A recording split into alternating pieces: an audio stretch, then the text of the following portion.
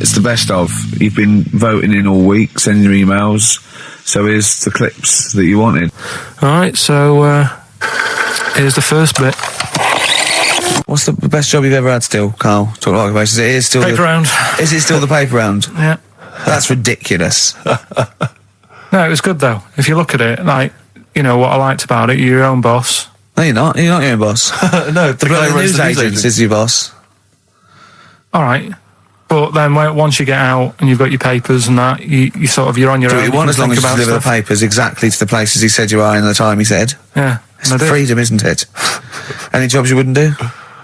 I've just thought of one that you wouldn't do. Go on. With your sort of mild homophobia.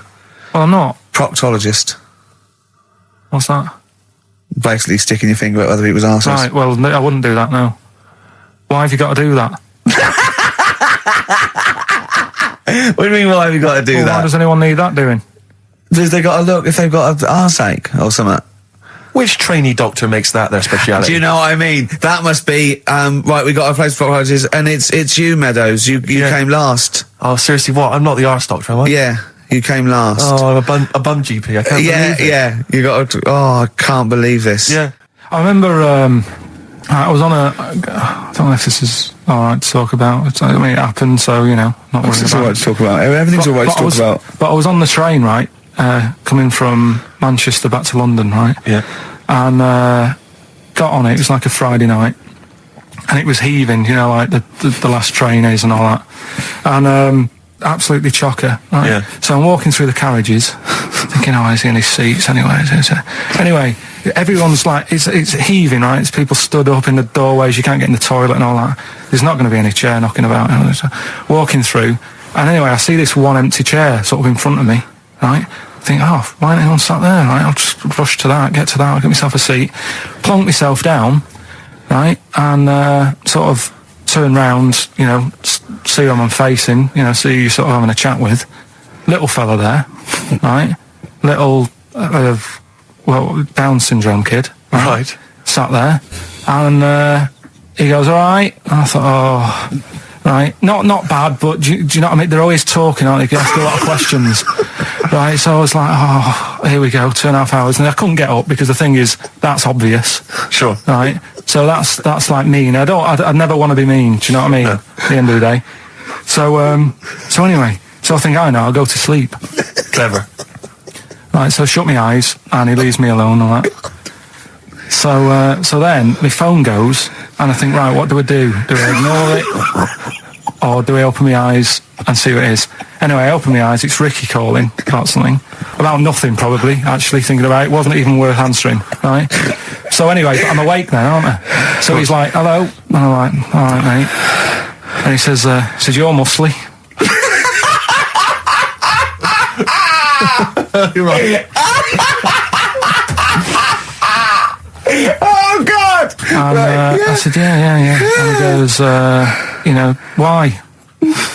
So I said, no, just am. It's, again, stressing me out, because I was thinking, why am I muscly? I don't go to the gym. And, you know, I'm not muscly, I'm in good shape and that. Well.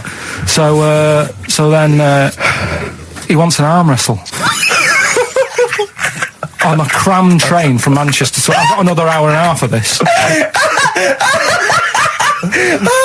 When you talk back, he'd soon have got up and left. If you just started asking him questions, he'd have got up and left with the drivel you come out with. So anyway, do you know when you're under pressure, you're thinking, well, he's said that I'm muscly, right? So do I do it or not? And there's people watching, you know, not joining in, not sort of having a laugh and that with me, just like watching but pretending they're not. Oh, and I'm at one of those table seats, and he kept saying, come on, I want to arm wrestle. So, and he was getting loud, and I thought, I best just start an arm wrestle. What do you mean? What do you mean? I best just have an arm wrestle? Well, what do you mean? Get it over and done with. I had to, if he's going to keep asking, I had another hour and a half on the train. Oh, God. So anyway. Oh, my God. I'm thinking who won. Well, I'm thinking, were people putting bets on? How was working? It was stopped, and just as well, really. What do you mean? Was it game? No. He was winning. I was struggling a bit, right? Yeah. And he was really like, you know, taking my arm down, and then he sort of let go and started laughing. And I thought, thank God he let go, because I would have made, you know what I mean? If I lost that, everyone's in the train looking, and all the rest of it. I never felt it's suddenly serious to him that he's got to win this. Anyway. Pilkington. But then he just, then we were chatting about favourite food and that. He likes sausages. And I said, he said, do you like sausages? I said, yeah, they're alright. I like a bit of Chinese and that as well. And he was saying, I can't have Chinese. Not allowed Chinese. Why? Don't know, he just said, it's not allowed to have it. But yeah, I had a good long chat about stuff and that, but... So you enjoyed it in the end? In the end, it was alright, yeah. It's just... What do you expect? Okay. No, but it's that thing, isn't it? It's always whenever you're faced with something different, it's always awkward, isn't it? And that's the thing. You're talking about him now, are you? And I think I did alright, because everyone else was ignoring him. But I probably made his day pretty good. Yeah. We were a nice bloke. I like the idea that newlywed couple are probably thinking that's going to be a similar journey down to Cornwall. Karl Pilkington in the chair now. The talked about, the acclaimed Educating Ricky. Right, well, just in case anyone's new, doesn't normally listen. Yeah. Basically, I'm educating Ricky. Yeah. Do a bit of research in a week, find stuff, news, history, anything that's interesting. 3 stories. I give them a nice little headline. You take your pick. Yeah. Between now and 3, you're going to learn 3 things. Yeah? Yeah. So, the headlines are, I'll be no buying one of them. Give us that again. I'll be no buying one of them. Nice, okay. Yeah. We've also got hippopotamus. Okay. Okay. And can you believe it? Can you believe it? Well, I'm going to go with hippopotamus. Hippopotamus? Hippopotamus. Right, well, this one, it's... I'm not going to take the credit here. I heard Christian talking about this on breakfast, right? Because it's a good story that happened. Basically, I don't know if I told you about it last week when we were having our spaghetti, but I think you did. Right, I know what it is. I know what this is. Okay, I've not heard this. Right, there's a little midget. Right, there's a circus. I'm loving it already. Circus going on somewhere. I think it was in America. Yeah. And is that present day or old times? I'm talking like in the last 3 weeks. Okay. Right, little midget. Circus, really packed out show. People are loving it. Right, Steve, you'll ask the same question I did. I know. So there's a little midget jumping up and down on a trampoline. That's what circus is. Right. I'd pay good money to see it. So everyone's clapping, and he's getting carried away. Because he can't believe they're loving it. I didn't know they'd like a little person on a trampoline, but they love me. But you know what it's like when if there's a crowd of people sort of encouraging you to sort of go higher and stuff. Yeah. And I'm sure he knew it was getting out of hand. But he was jumping and he was coming down the road going higher, and he's going really high in the air, right? So he's doing this. Crowd are clapping. There's a hippo, right, just sat next to the trampoline, getting ready to come on and do his act. Oh, right, I thought he was in the audience. There's a hippo getting ready to do his act, Steve. Yeah. So he's a ventriloquist. What do you mean he's sitting by the trampoline waiting to do his act? Because why does he sit in the dressing room and they go, 5 minutes, Mr. Muss, 5 minutes, Mr. Muss. So anyway, right, so the hippo's there. He's getting annoyed, is he? Because the midget... He's going, how can I follow this? This is really annoying. They're going to be, no. So he's thinking, he's already done the trampoline, my pogo stick out, he's never going to work. Yeah, go on. So there's a hippo waiting. See, it's a great story, and I just know he embellishes it or it gets slightly wrong. Go on. So there's a midget jumping up and down. The hippo's getting annoyed. The crowd are going mad. The midget's loving it. Can't believe his luck. Although you think he probably knows he's dicing with danger. Yeah. So next thing you know, they're all saying higher. He gives it one big, like, heavy sort of landing on the trampoline. Goes really high, but goes off at a funny angle. Oh, hypotenuse. Okay. Yeah. And sort of flies off. Hypotenuse. Sure. Flies off at a funny angle. Oh, dear. Hippo's there, swallows him whole. Crowd are clapping, thinking that's why the hippo was waiting there. Rubbish. Rubbish. It's not rubbish, though. But no, maybe there was an accident in a circus with a midget and a hippo, but at no point was this hippo waiting to go on, going, come on. The midget flew off at hypotenuse and landed in the hippo's mouth and was swallowed whole. This is what you embellish it. That is great. And I have to say though, Rick, when I heard midget trampoline hippopotamus, I was thinking accident waiting to happen. Yeah. So. Yeah, maybe. I mean, it is that you should never put those three together. Never. It's a recipe for disaster. Everyone knows that. Midget trampoline hippopotamus. Are you mental? You're asking for trouble. Well, you know when he told me it, he said, and the midget. He didn't mention the hippopotamus, and he said the midget went on, and soon he fell off, and the hippo ate him. And I said, sorry, what was the hippo doing there? He went, it's a circus. I've never heard of a circus having a hippo. What do hippos do? What can they do? You can't train them, can you? What do you? Aren't they like very deadly? They're huge, aren't they? You can't have a hippo in a circus. are you sure? You're not thinking of Zippo. He's neither kind. Yeah. And it wasn't some sort of where Zippo was eating a midget, and it's some sort of horrible sexual act. No, it was definitely. I heard it on breakfast, right? Oh, okay, sorry. No, it's definitely fact. Yeah, It's okay, definitely right, truth. okay, good. XFM 104.9. We're not here. It is a bit like being Dennis Norden, playing some great moments from the show. I was just imagining Dennis Norden one day, sort of just like waking up out of his stupor. He's doing this, and he'd go into the producer and go, I've just seen a couple of my programmes. I just saw It'll Be Right on the Night 18. It's shit. It is terrible. Why didn't someone tell me? Well, we didn't want to upset you because, but I've been doing it way too long. Well, you can just let me go on forever. Well, until you died, yeah. Well, why can't my son take over? Well, he's 80, Dennis. And the jokes I'm doing, they're awful. They're just, why have I got that clipboard? I've written these jokes, they're not funny. There's an audience, they're laughing. What are they laughing They're not at? laughing. They're not laughing. That's canned laughter. Who are those audience? Who goes to an audience for It'll Be Right on the Night? A lot of them are older than you. It can't be right. Do you know we have a 15% fatality in one of your audiences? But I went home at Christmas. I watched one of the episodes. Yeah. I was with my family and friends. I said, watch this, you'll love it. Stony face. No one laughed. They all thought it was shit. Well, it is. Well, why didn't you tell me earlier? We didn't want to hurt your feelings. You're an old man. You may be upward of 102. I didn't realise. Yeah. I noticed the other day when Karl was sitting on your knee having his picture taken. It's a long story, right? He's got a completely spherical head. It's slightly too small. I'm not being funny because, I'm not perfect.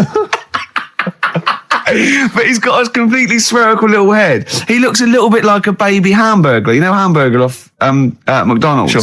He looks like a little baby hamburger.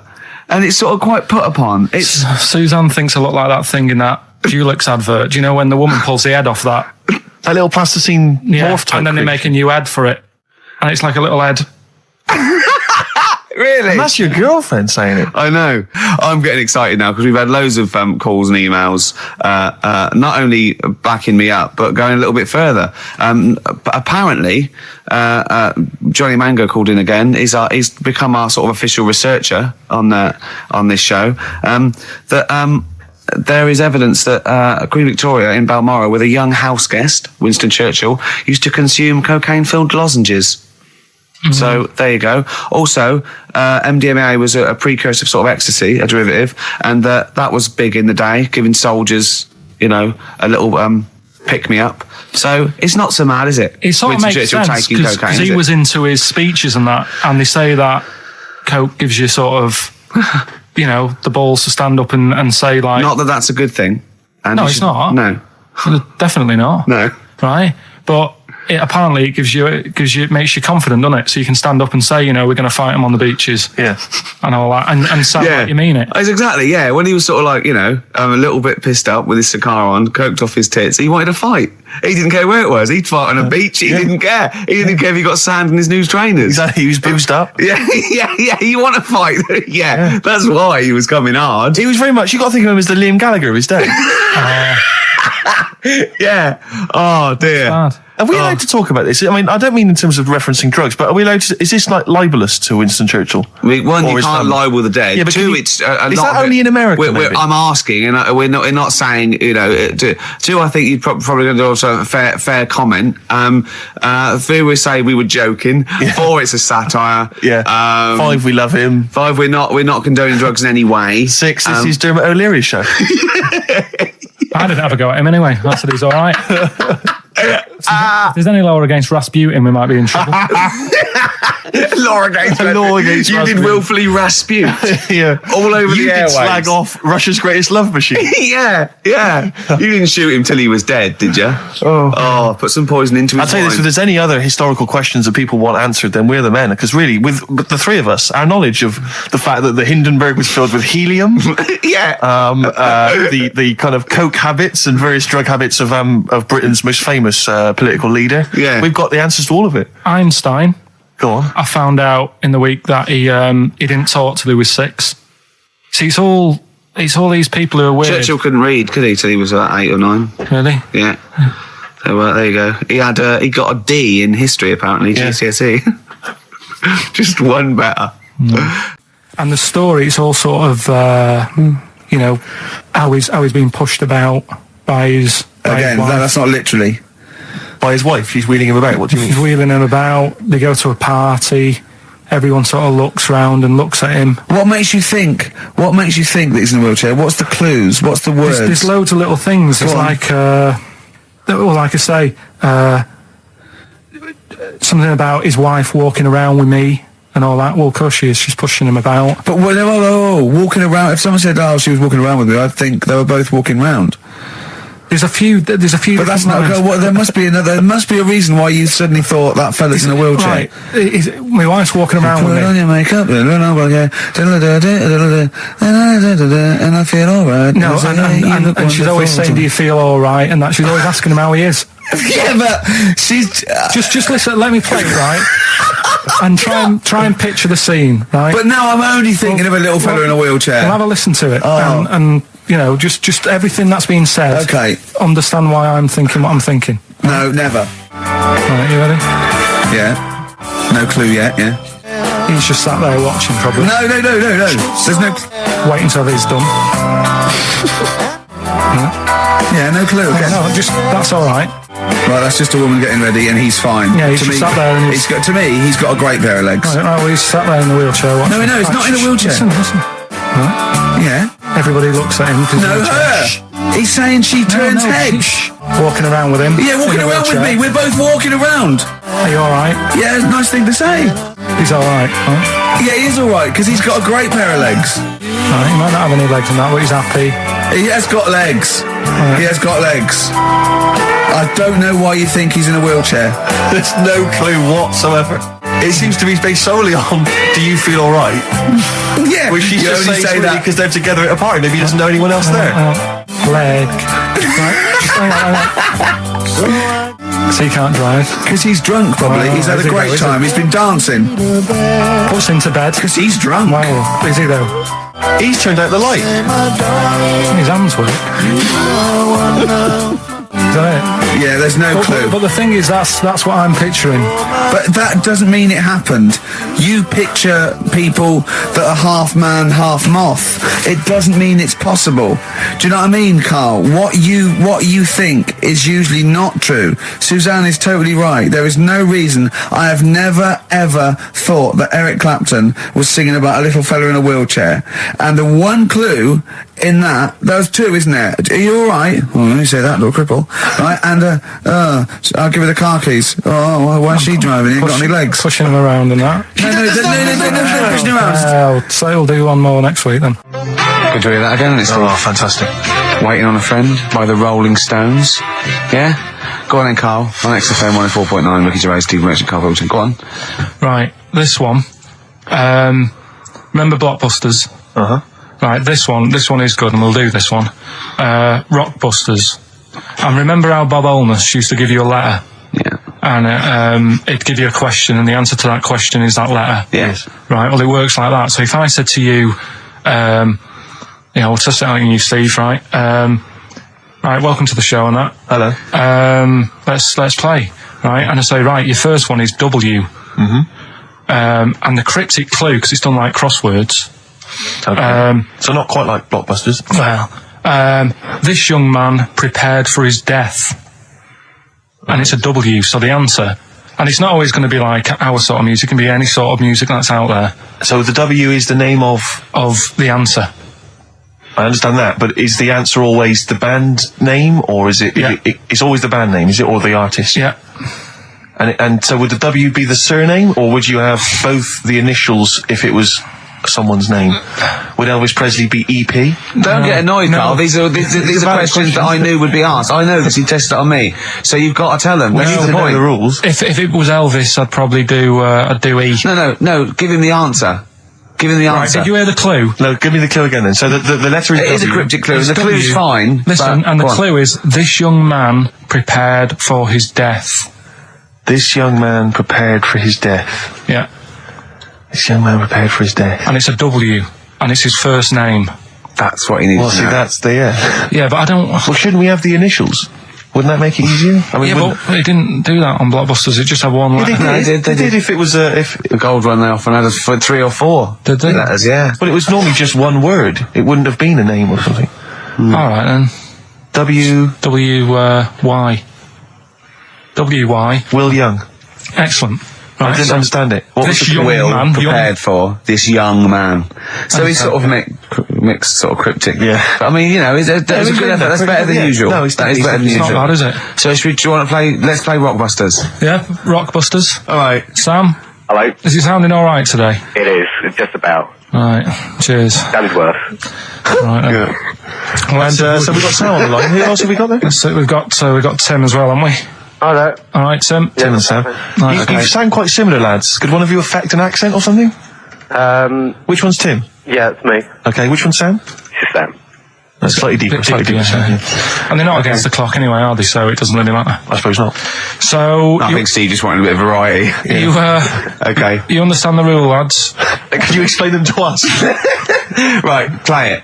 Okay. Hang on, wait. Well, let me explain, because I mean, life is too short. Now, Carl's going to read out, say 3 clues, yeah, and just shout your own name and answer it, or shout the answer. Shout your own name, then the answer if you know it. And it's the person who gets the most right. Okay. Is that all right? Yeah. So, Here we go then. okay then. So Shouldn't it be the first to 3?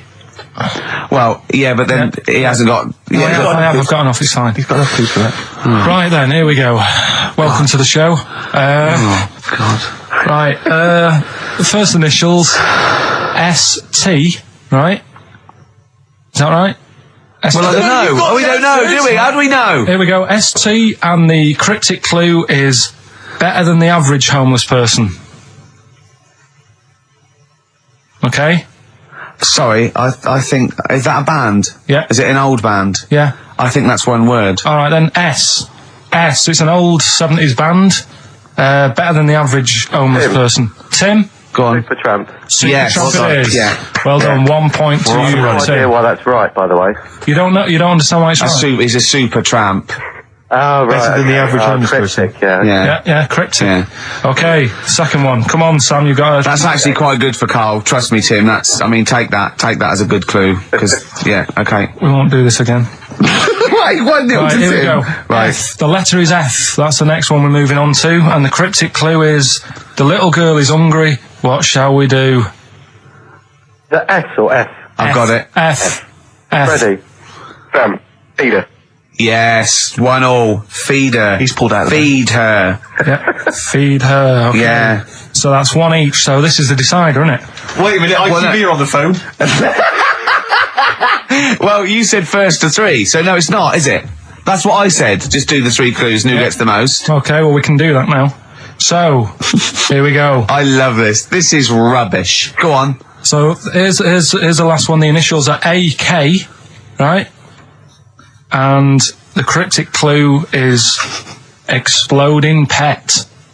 Shout out your name if you know it. Last orders at the bar, please. Last orders at the bar. Exploding pet. AK. You're tuned to XFM 104.9, Karl Pilkington's quiz, Rockbusters. The format is still available. The highest bidder, please give us a call, or you can email ricky.gervais@xfm.co.uk. Is it a band or a singer? I'll give you a bit more of a clue. It's a pop band.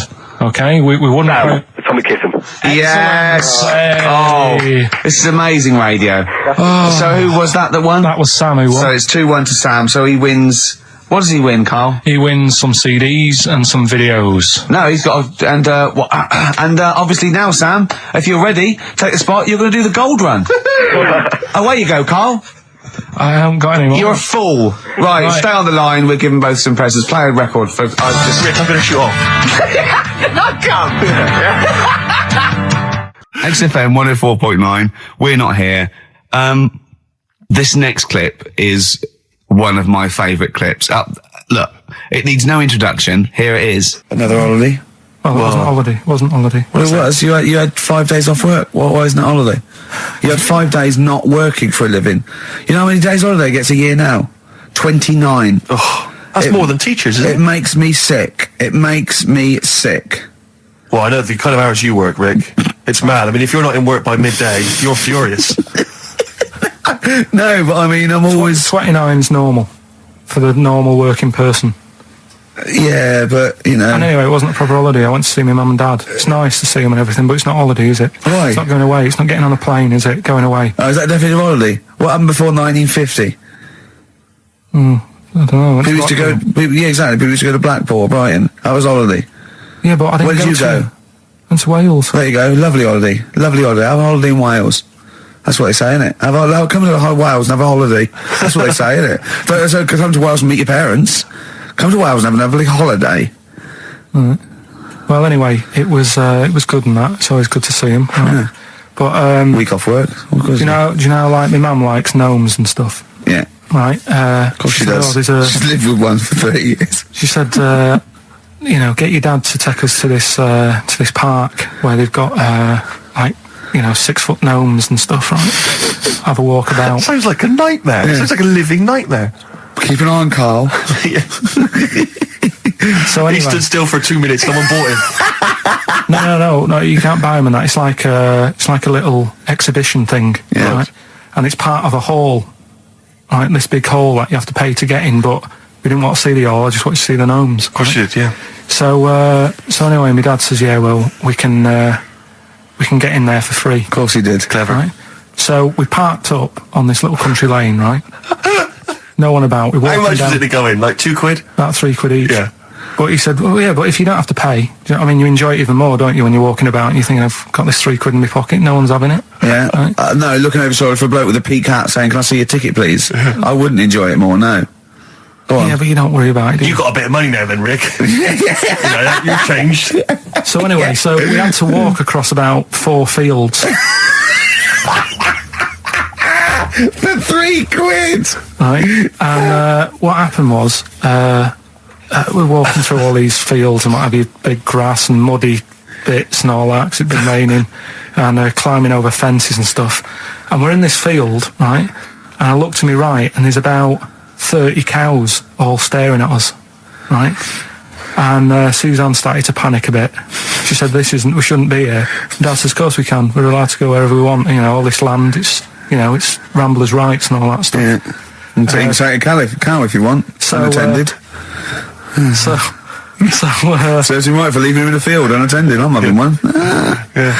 And keep us fed for a week. Anyway, these cows start surrounding us. Surrounding us. Oh, brilliant. Oh, no. Face off. And Suzanne's panicking, going, this isn't right. We're not going to make it to the fence in time. They're moving faster than us, and they started sort of running a bit. Wow.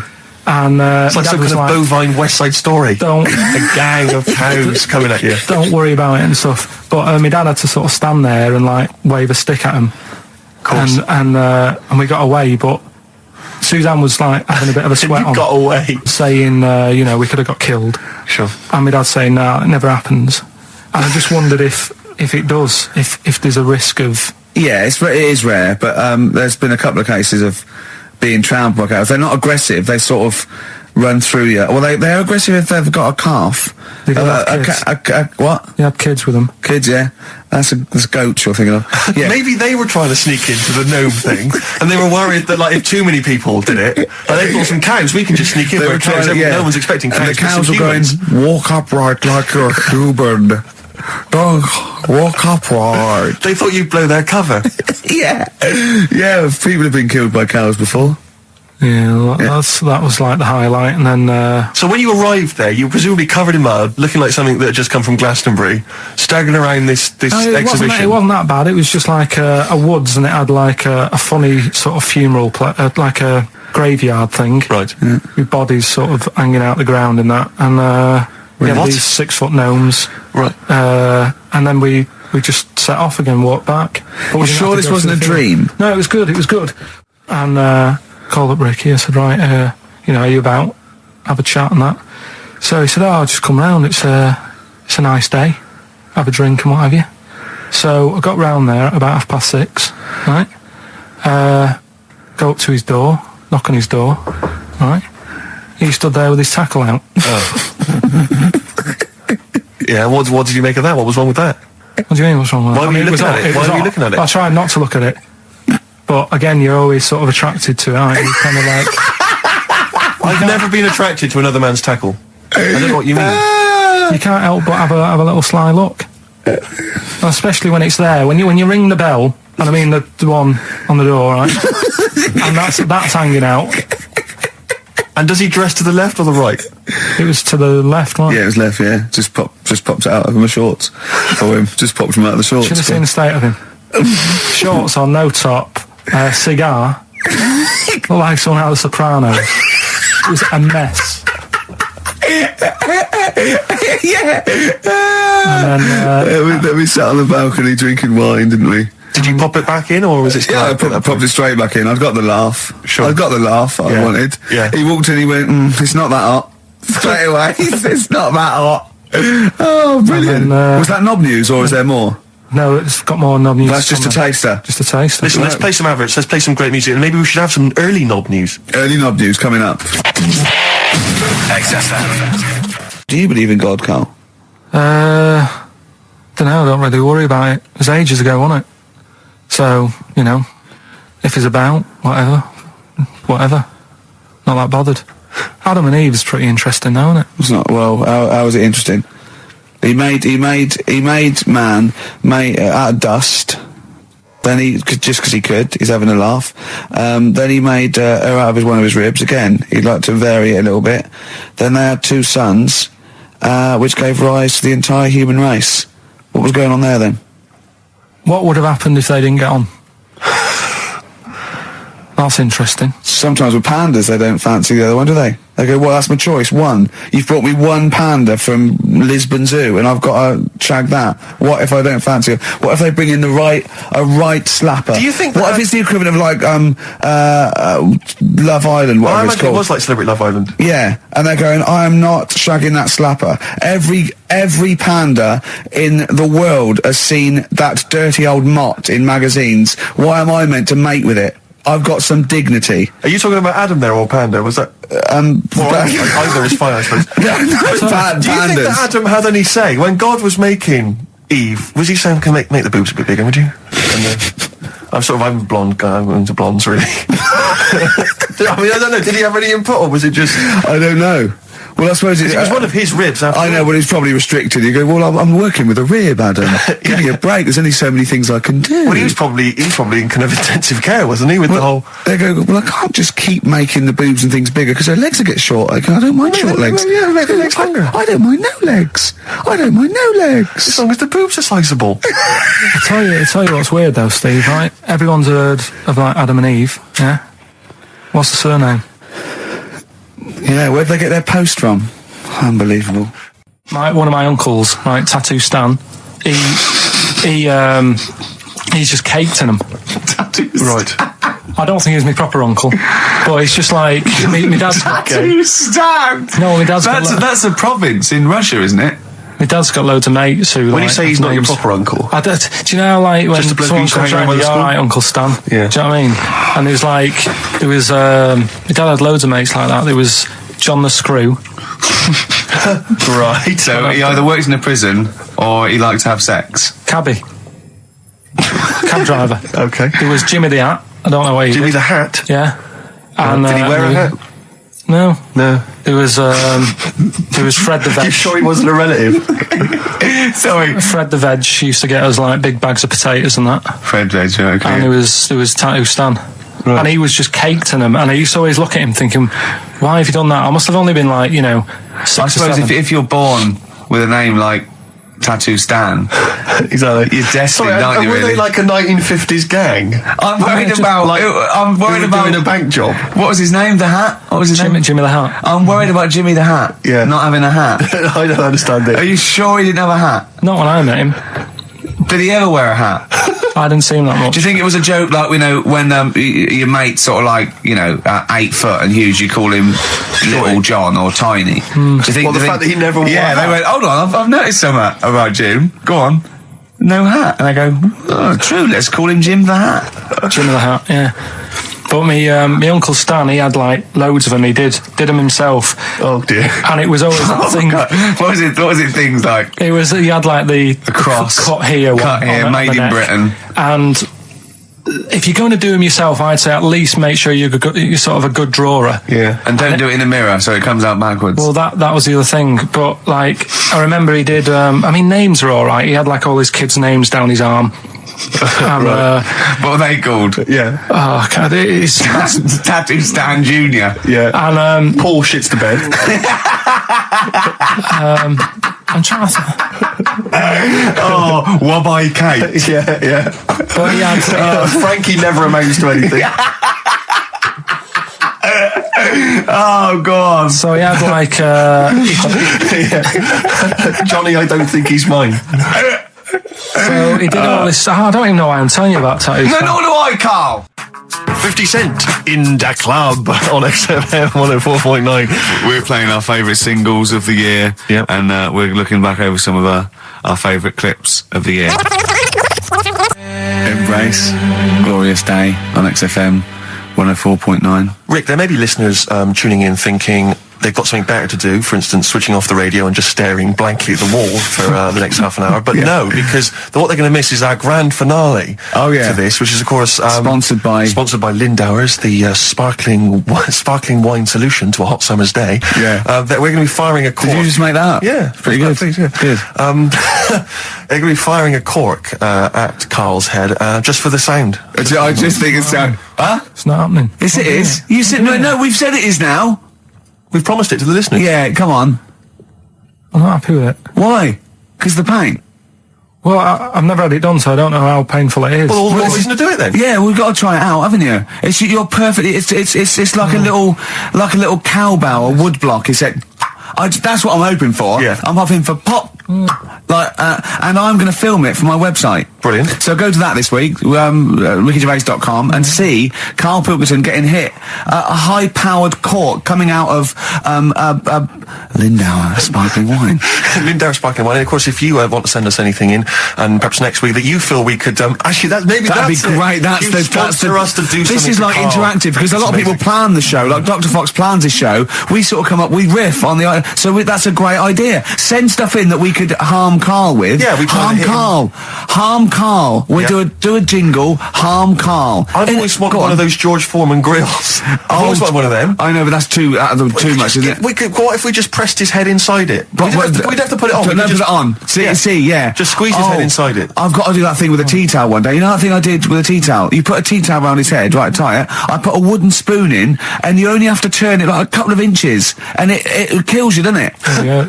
It really is, yeah. So we'll be firing a cork at Karl's head. I'll be filming it for the website. So that's coming up about 10 to 3. Look forward to that. Yeah. Do you know what? I'm loving this. This is my. Just being in a room with him. I just can't. I want to squeeze his head. XFM 104.9 playing Green Day. The studio's falling apart. I know, his microphone broke. I'll be honest with you, Rick, I don't know why Lindauer's, the sparkling wine, want to be associated with this shambles of a show. It is falling apart. This is awful, this studio. It's got to be fixed. Right now, Karl, come round here. It's the time where I'm going to let a cork off. Do you want to film this, Steve? For the website? That'll be available on the website next week, rickygervais.com. So see Karl getting hit One bloke suggested we leave the metal cap on because it's get a better pitch, but we take the. He's straight. It's dead out. Let's get the camera ready. Get the camera ready. Ready? So if you just joined us, we are using some Lindauer's sparkling wine to basically, what can I say really, fire a cork at Karl's round ready? head. Ready? Hang on a sec, let me just put the headphones on. Alright, film this then. Okay. It's in position, look. Just firing up. Okay, Karl, come on there so we can see your head a little bit. We want to get the noise, the microphone there. Right, ready? Hold on. Good. So you're just doing it. Hold on. Now, it's in position. What if it... Oh. Ready? Yeah. Oh, God, it... Oh, no!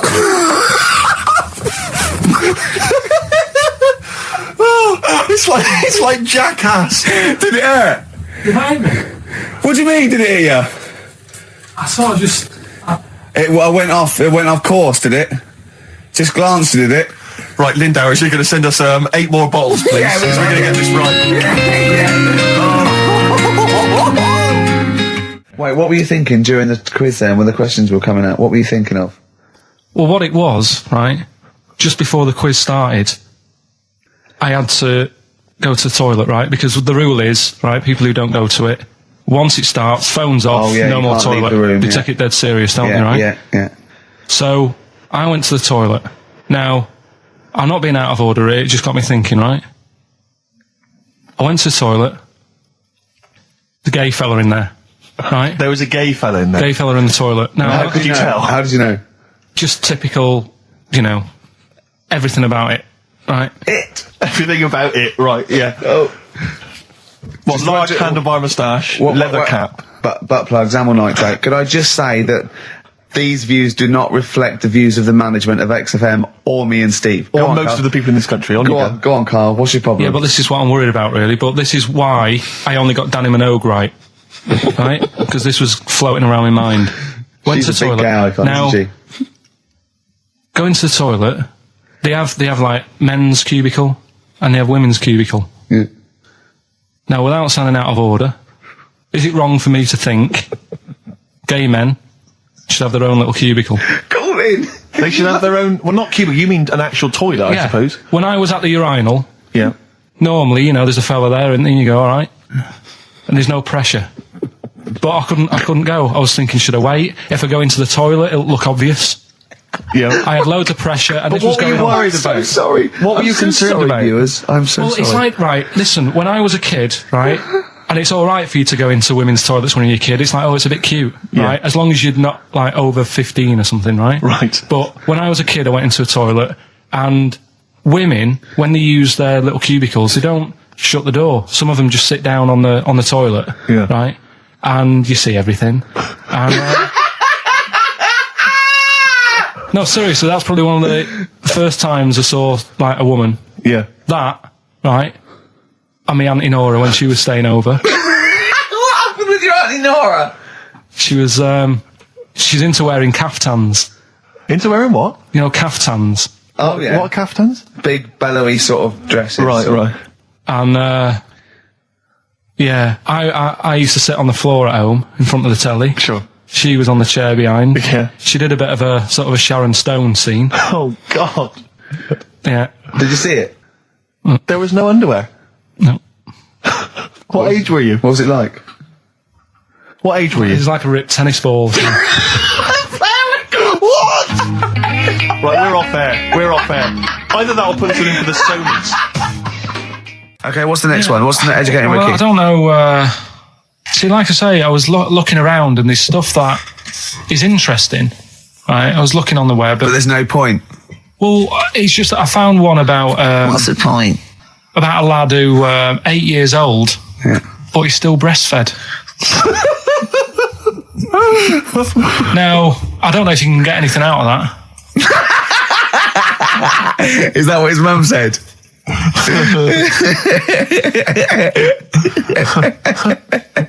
So, What do you mean? I don't know if I can get anything out of that. You don't need to. No, it's just that. Where did you read that? That was on the internet. Oh, well, yeah. You're always unspecific when you mention it. It's just it was on the internet. Well, I'm trying to think what I put in. I think I put in Y to see if I'd confuse the computer. And then, Carl, you are... No, I did, No, honestly. I did a search, putting why, and it came up with funny things that, like, why is this person doing that? Why is that? And it had a picture of this 8-year-old lad, sort of, on his mum's nipple. And it was saying, is this healthy? You sure that wasn't asking you that question? What? I put in why? Just confused the computer. Like, the computer go, what do you mean? Yeah. Stop it. Yeah. Oh, look, yeah. Last week, I was walking home with him, and I went, he was saying something stupid, and I went, I've got a competition for next week. Let's do a phone-in, and it's called Karl Pilkington, Genius or Fool. Yeah. Right? And he went, No. I went, why not? He went, well, it'd be confusing because they say there's no difference between genius and being a fool. They do that, don't they? No, but it's rubbish. And people say there's a fine line between madness and genius. And, it's a ridiculous soundbite. They don't say there's a fine line between a genius and an idiot. Well, the people who do are idiots. Yeah. So what would you do there, though, just to sort of wrap that little thing up? What would you do? That lad loves his mum's milk. What are you asking me to come up with? No, I'm just... A title for the story? No. It's just what would you do? Right? What do you mean, what would I do? Well, it's causing a bit of a problem in the area, right? What area? In America, I think it was. Oh, America are a problem, are they? George Bush is worried about this kid who's breastfeeding at 8. Imagine it like this, right? Right. No, so Carl, what are you asking me?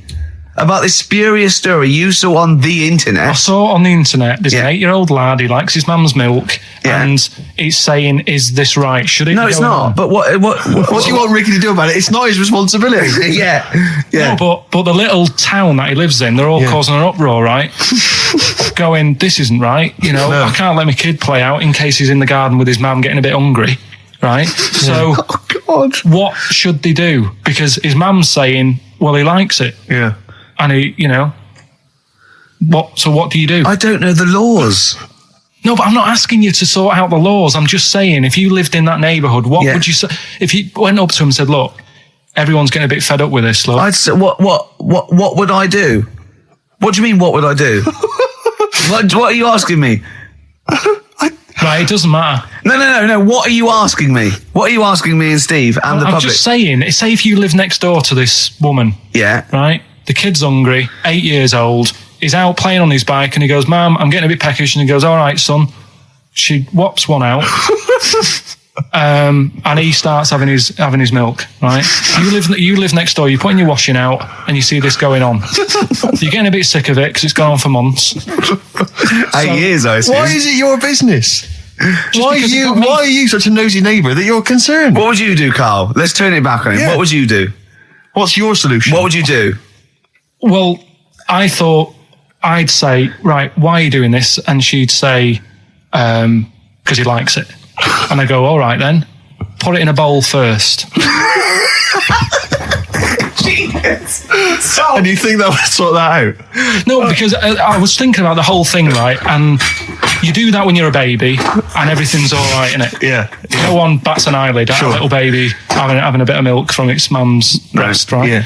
You'd almost say it was natural. But you grow out of it. It's like you don't see. It got me thinking about things you don't see. And you don't see. Did you put this into a computer? Show me things you don't see. What else don't you see? Well, you don't see like an old man having a Twix. You never... So what? You know the terrible thing about all this, Steve, is he's right. You don't see an old man. I know, that's a terrible thing. So what they have got, right, they've made old man toffees, haven't they? They've come up with Gervais. Is that a song? Oh God! You don't see it. So they've got their Werthers, right? Yeah. So, look at him. You think he's giving a lecture at Oxford? It's not going anywhere. No, go on. Sorry. Go on. I'm just saying. Right. You grow out of things. Yeah. And the old man, I'm sure when he was a kid, he'd have a Twix. Yeah. But now it doesn't look right. So he's having... It doesn't look right. So So, Right. I don't think Werther's Originals were specially designed for old people. I think they were sweets that just happened to have been made for years. That's why old people eat them. Yeah. They didn't go, hang on, there's a market here. I've noticed old people aren't eating Twixes. Quick, let's make some old man sweets. But the little advert, he gives it to his grandson as well, doesn't he? He goes, I have a Werther's Original. I think it cuts, though, before he throws it back in his face and goes, get me a Twix. Nick Cave and the Bad Seeds, He Wants You. Brilliant. Yeah. So, Carl, off you go. well, we're not going to do Freak of the Week here. Okay. Right? Because we've done quite a bit of that in the last 20 minutes. We've Right? So OD'd we'll move on that. freaks, you think? Yeah. Sure. We'll just shift it a little bit. Okay. And I don't, like I keep saying, don't want people to be thinking we're sort of taking the mick out of anyone. No. Right? Because we're not about that. I feel that, like, I can do a little bit of it because I work with you, Steve. Yeah. Right? Sure. It gives me that right. It's like a care worker. Yeah, I understand. Well, it's like that thing of you can't be homophobic because I've got a couple of gay mates and stuff. Sure. I think it sort of gives me that edge. Yeah. Right? So you're not freakophobic because you work with Steve? No, that's right, yeah. So, yeah. Okay. Well, by that token, I should be able to sort of slag off, the mentally ill. What do you mean? At least mentally handicapped. Now there's a term you don't hear very often. In 2003, there was the The mentally handicapped. Isn't that what it was? I don't know where to start. But I'd like to apologise for the Lady Diana stuff, the term mentally handicapped, and any inadvertent racism that we may have stumbled What's over. the actual term then? Is it retarded? Right, come on now. But yeah, that's all I was thinking with the Freak of the Week this week. That's what I'm saying about Freak of the Week. It's to get people thinking, right? Thinking how lucky they are. That, they don't have to Comb their face. What are you talking about? What do you mean? Freak of the Week is to let people know how lucky they are. just... What about the little freak you're talking about? What are they thinking? They're going, oh, he's talking about me. I'm a little hairy lizard man on a stick. pop in, give us a call. I thought, that's what I'd like to do on a TV programme. That's what I want to do. I want to go and meet these people and say, right, let's just go shopping. Let's, we'll film what your normal day's like. Yeah. Let's pop out, nip into Sainsbury's or whatever. Yeah. Buy a comb, Park right up close to it. You know what I mean? Yeah. So what you're saying is you just want to get a little message out there, which is that there's always someone worse off than you. Well, there's proof of that in this room. You know what I mean? Oh, Carl, when's your train? In a minute, I'm going to get going now. I'll see you later. Thanks, Carl. Brilliant. What are you playing? You can play a song? Kirsten McCall. Yeah. I'll see you later. Well, there's the darkness. They believe in a thing called love. Carl, do you? This is XFM 104.9. That is my favourite band at the moment. You love them? I absolutely love them. I think they're funny. I think they're straight down the line with a little bit of tongue-in-cheek. Oh, brilliant. Did you see them on Jules Holland last night? I didn't, sadly, no. Brilliant. Were they good? Yeah, absolutely jumped. Oh, I mean, Jules didn't know what to do. was he playing some Boogie Woogie? They wouldn't let him play Boogie Woogie over the song. That's what I mean. That's why he stayed back. But I can't imagine it was very good then. He shook that. I'm surprised you say they were good. It was Jules wasn't tinkling the old ivories. I thought, hold on, this is missing something. Yeah. This is missing someone from Squeeze vamping over them. Exactly. But they did well without him. Extraordinary. Yeah. Well, here we are then. We're back. XFM 104.9. Carl had to leave early last week, but you stay to the end this week, mate. Or Yeah. You don't need another holiday. Oh, he started already. I mean, Steve's made you look like a bit of a twat already, and it's only 1:05. But the only reason you don't go on holiday is because you have to spend money.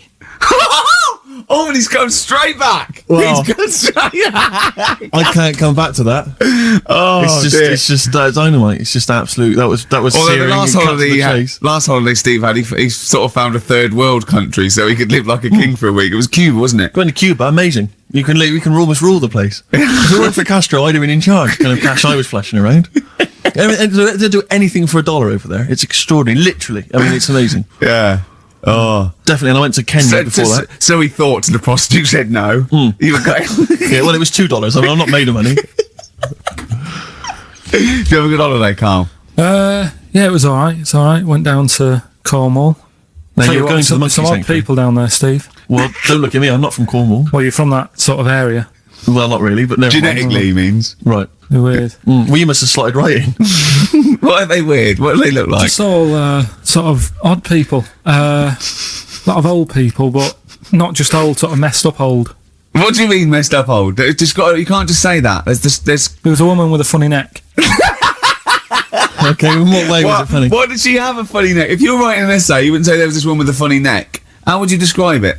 She sort of had her head, like, pointed down all the time. Like, Don't do it, it's his radio. no, but just for you, I do like that. Walking about like that. Yeah, okay, right. So, brilliant. I don't know. I was saying to Suzanne, what happened, you know. What do you think? Because Suzanne knows everything. That's the good thing about her being with you. You just ask her, what happened to her? And Suzanne goes, Carl, I don't know. Yeah. I haven't been here before. Suzanne, your girlfriend, or mummy as you call her.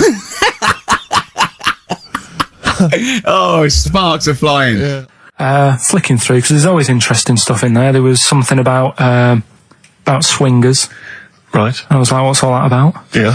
And it had an interview with some people talking about, you know, how they sleep about a bit. Yeah. And I thought, if my wife looked like that, I probably would. Because there was a few pictures of them and they were all pretty ugly. Yes. I thought, right. So I took that in, soaked that up, thought, there you go. Carried on reading. There was a bit in there about how women still have crushes, right? Yes. And the woman was going on about how she's 38, right? But she still fancies Chris Martin from Coldplay. Uh-huh. And, you know, even though it'll never happen, she's still got that little bit in her head that thinks one day she'll leave Gwyneth, right? And end up with her, right? Right. Anyway, so I'm thinking this is a bit boring, but I'm flicking through it all. And, Is this a Rockbusters clue? No. Right. And I read further on, right? And, she said, you know, I like to go out with my mates and we come up with lists in pubs of people who like, oh, you know, they'd be nice to go out with. She also came up with a list of unlikely lust objects, I think she called them. Yeah. Guess who was in that list? Ricky Gervais. Think again. Karl Pilkington. Right. Next one. Johnny Vegas. Said, lanky co-writer. Rubbish. Lanky co-writer. What do you mean lanky co-writer? Well, do I need to say any more? He said, hang on, wait a minute. Let's not talk about... I don't know why you're laughing at my expense. I'm an unlikely lust object. yeah, But yeah, what was it called? The list? The unlikely lust object. Yes. You were in there, right? Who else was? Well, you weren't in there. Richard Madeley, Fine. Yeah. It's a good-looking guy. Alistair Campbell. Brilliant. Another handsome dude. What are you talking about? You think I'm ashamed or embarrassed about that? I'm proud of it. What magazine was it? I need to buy a couple of copies. Yeah, it was. Need to get a t-shirt made. Yeah, and did she leave her number? Yeah. So what magazine was it? I was just out of interest. I think it's called Red. Yeah, sure. Yeah. But now you've dissed those people that are putting themselves in their swingers because you've said they're ugly. So now we know what magazine it is. People are going to look at that. People are going to look at that poor woman and they're going to know you think she's a hog. No, but I think they even know. Was there a picture of the woman who's drawn up the list of unlikely lust objects? Mm-hmm. What was she like? I wouldn't waste my time. Thanks, mate. I know you're on my side. The Thrills on XFM 104.9. I'm Ricky Gervais, with me Steve Merchant, object of unlikely lust object, Steve Merchant. I'd like to have that now, prefixing my name everywhere I'm written about. I know, yeah. Did he make the freak list? Whoa! Which is a different magazine, isn't it? And I'm joking, of course. Karl Pilkington, a man of sort of quiet dignity and and in a way, he's got his own sort of inner beauty, hasn't he, Karl? Not really. Do you think? Well, I'll tell you why I don't think it is, because the woman that wrote the piece saying that I was an unlikely lust object has just emailed in. And Karl, you've offended her quite considerably. What did he say? Why? I wouldn't waste my time, is what you said. She's repeated that. Yeah. I wouldn't waste my time, the flaming cheek. Although it's a horrible picture, I am, of course, in real life, a vision of loveliness. I'm not 38, I'm 25. I don't think Stephen's that unlikely lust object. A sense of humour is important, and he's welcome to my phone number if he wants it. That sense of humour is important. That's a down, Is she a swinger? Stop it! Don't have a go at the woman, for goodness sake. I'm messing about. She knows I'm messing about. Well, how are you messing about? I've told you this though. I've told you that anyone could be listening, haven't I? I've told you that before. Things you say, but we encourage him. We say, "What does she look like?" But it's meant to be rhetorical. That was a joke. That was Steve's joke. What does she look like? I.e., him joking, like, "Oh, I'll call her up because I'm on a list," and then you have to say that. I mean, that's what I mean. So chances are, if she likes Stephen, she hasn't seen him. She listens to the radio. So, the likelihood is that, she was listening to this show. Yeah. So, think. Will I drop the thing I was going to do about Lisa Riley? Well, she's not listening. Some people deserve it. She's still at lunch. What, from Tuesday? There's an all-you-can-eat place going out of business as we speak. Oh, bloody hell, she's back. You killed me. I gotta do Bambino. Please leave now. Please leave. So, no, but she knows was only messing. This everyone knows you're only messing. We're all only messing. I hope we don't offend anyone of, any kind out there. We're only joking, aren't we, Carl? Yeah. Say something nice about her. What can you remember of the picture that you could say was good? Maybe she was wearing some nice clothes. Anything, to be honest. I'll have another look and have a look. I think she had a nice shirt on or something. Well, there's the best band in Britain, in my opinion. Big words. The Darkness, Growing on Me, on XFM 104.9. I'm Ricky Gervais with me, Steve Merchant and Karl Pilkington. Have you got the album? And already, they've had an argument. Yes. Well, I mean, I don't know whether we need to cheapen the show by discussing it, but I asked for a particular track. Karl is the producer, and he failed to get it for me. He's failed to get it for me. He's failed to bring it up from the record library. Completely failed in his mission. He needed to get 2 records, and he failed to get one of them. A 50% error rate there. Yeah, but like I said, I looked in the system. It told me what album it's on. I brought that album up. I'm busy. But, okay, so fine. Fine, you're absolutely fine then. That's no problem. Once again, that's a great excuse, Karl. Brilliant. The show has been ruined. It's been partially ruined, but you've got a bit of an excuse. All right. I didn't make a big deal out of it when you said, "Oh, and whilst you're down there, get us a new 50 Cent single." I never said, "While you're down there, get the new 50 Cent single." I asked you if 50 Cent single was lying around. If it hadn't been here, I wouldn't have worried. So I get it, yeah. I did that for you. Right. And when I come up, you say, "Has it got swearing in it?" Well, I don't know. It's 5-1, Steve. You're the I haven't producer. got time. I've been whizzing around. You're the producer. It's the brand new single. I'd have thought it had been lying around in the XFM office anyway. But I don't have time to sit around listening to music. Sure. Well, yeah. Right? I know that you have. Now you've got an iPod that can hold 7,500 songs. I don't know when you're going to get round to loading all them on, but I haven't got the time. Sure. Busy. Yeah. Fine, okay. No, that's a perfect excuse, Karl. Well done, mate. Right. I just hope that I never have to depend on you in a real emergency. I had a bit of bad luck as well. I wanted to play REM, and maybe the listener can help me here. Can you email in ricky.gervais@xfm.co.uk if you know what song I'm thinking of? It's an REM song. I think it's on the album of the last one before. And he says, Mulholland Drive, and I'm Steve McQueen. That's all I know. I'm sorry, I can't think of the title, so I need the title to look it up, if you know what I mean. I can't put in like that. I can't put in Mulholland Drive. The system goes, what are you talking about? So I need the actual title of the song to look up to find it down in the library. Oh, well, I'd go down yourself if you're going to go down to the library and get that. I wouldn't send Karl, because... ricky.gervais@xfm.co.uk. But if he wanted to, he did have time, because he came in at 12:20 rather than 5-1. Yeah. No, I told you about that record that I wanted it yesterday, didn't I? So you had 24 hours notice. So that's not really an excuse, is it? But I did find one of my favourite songs of all time, which is Bones off the Benz album, and it's Radiohead on XFM 104.9. And here it is, because you gave me lots of time to find it. So. Sure. Yeah. Could have brought it in himself. No swearing in it. Oh, proper rock band. Best band since Thin Lizzy. The Darkness. Well, big words. Growing on Me. XFM 104.9. Bit rash, I think. R. Gervais, S. Merchant, K. Pilkington. With a little bit of that. I know for a fact that Steve is getting a little bit sick of Karl's attitude. Oh, his attitude's appalling. I quite like it though, because straight away friction, and he's sort of like, To be fair, I genuinely don't think I'm the culprit in this. I think I come in and I just ask him a simple request. Yeah. And immediately on my back. Whinging, moaning, whining. I don't know if there's any evidence Well, it's funny you say that actually, because in a survey, it came up this week. It's quite extensive. Mancunians take more sick days than anyone else. Mancunians take more sick days than workers in any other city in Britain and Ireland, according to Manchester-based employment firm. Survey by Peninsula found employees in Manchester take 11 sick days per year, whereas closest rivals Edinburgh and Dublin take an average of 9. Liverpool, Newcastle, Birmingham, and Cardiff only 8. Is Reading mentioned there? Or no, Bristol? It's not even in there. They don't take days off. London is only 7. So the point is, I mean, I don't know if you can take anything from it, but if you're an employer and you had a Mancunian and a Liverpudlian and they were equal on everything else, but you really couldn't afford them to be away, Liverpudlian's going to probably be away for 8 days. Sure.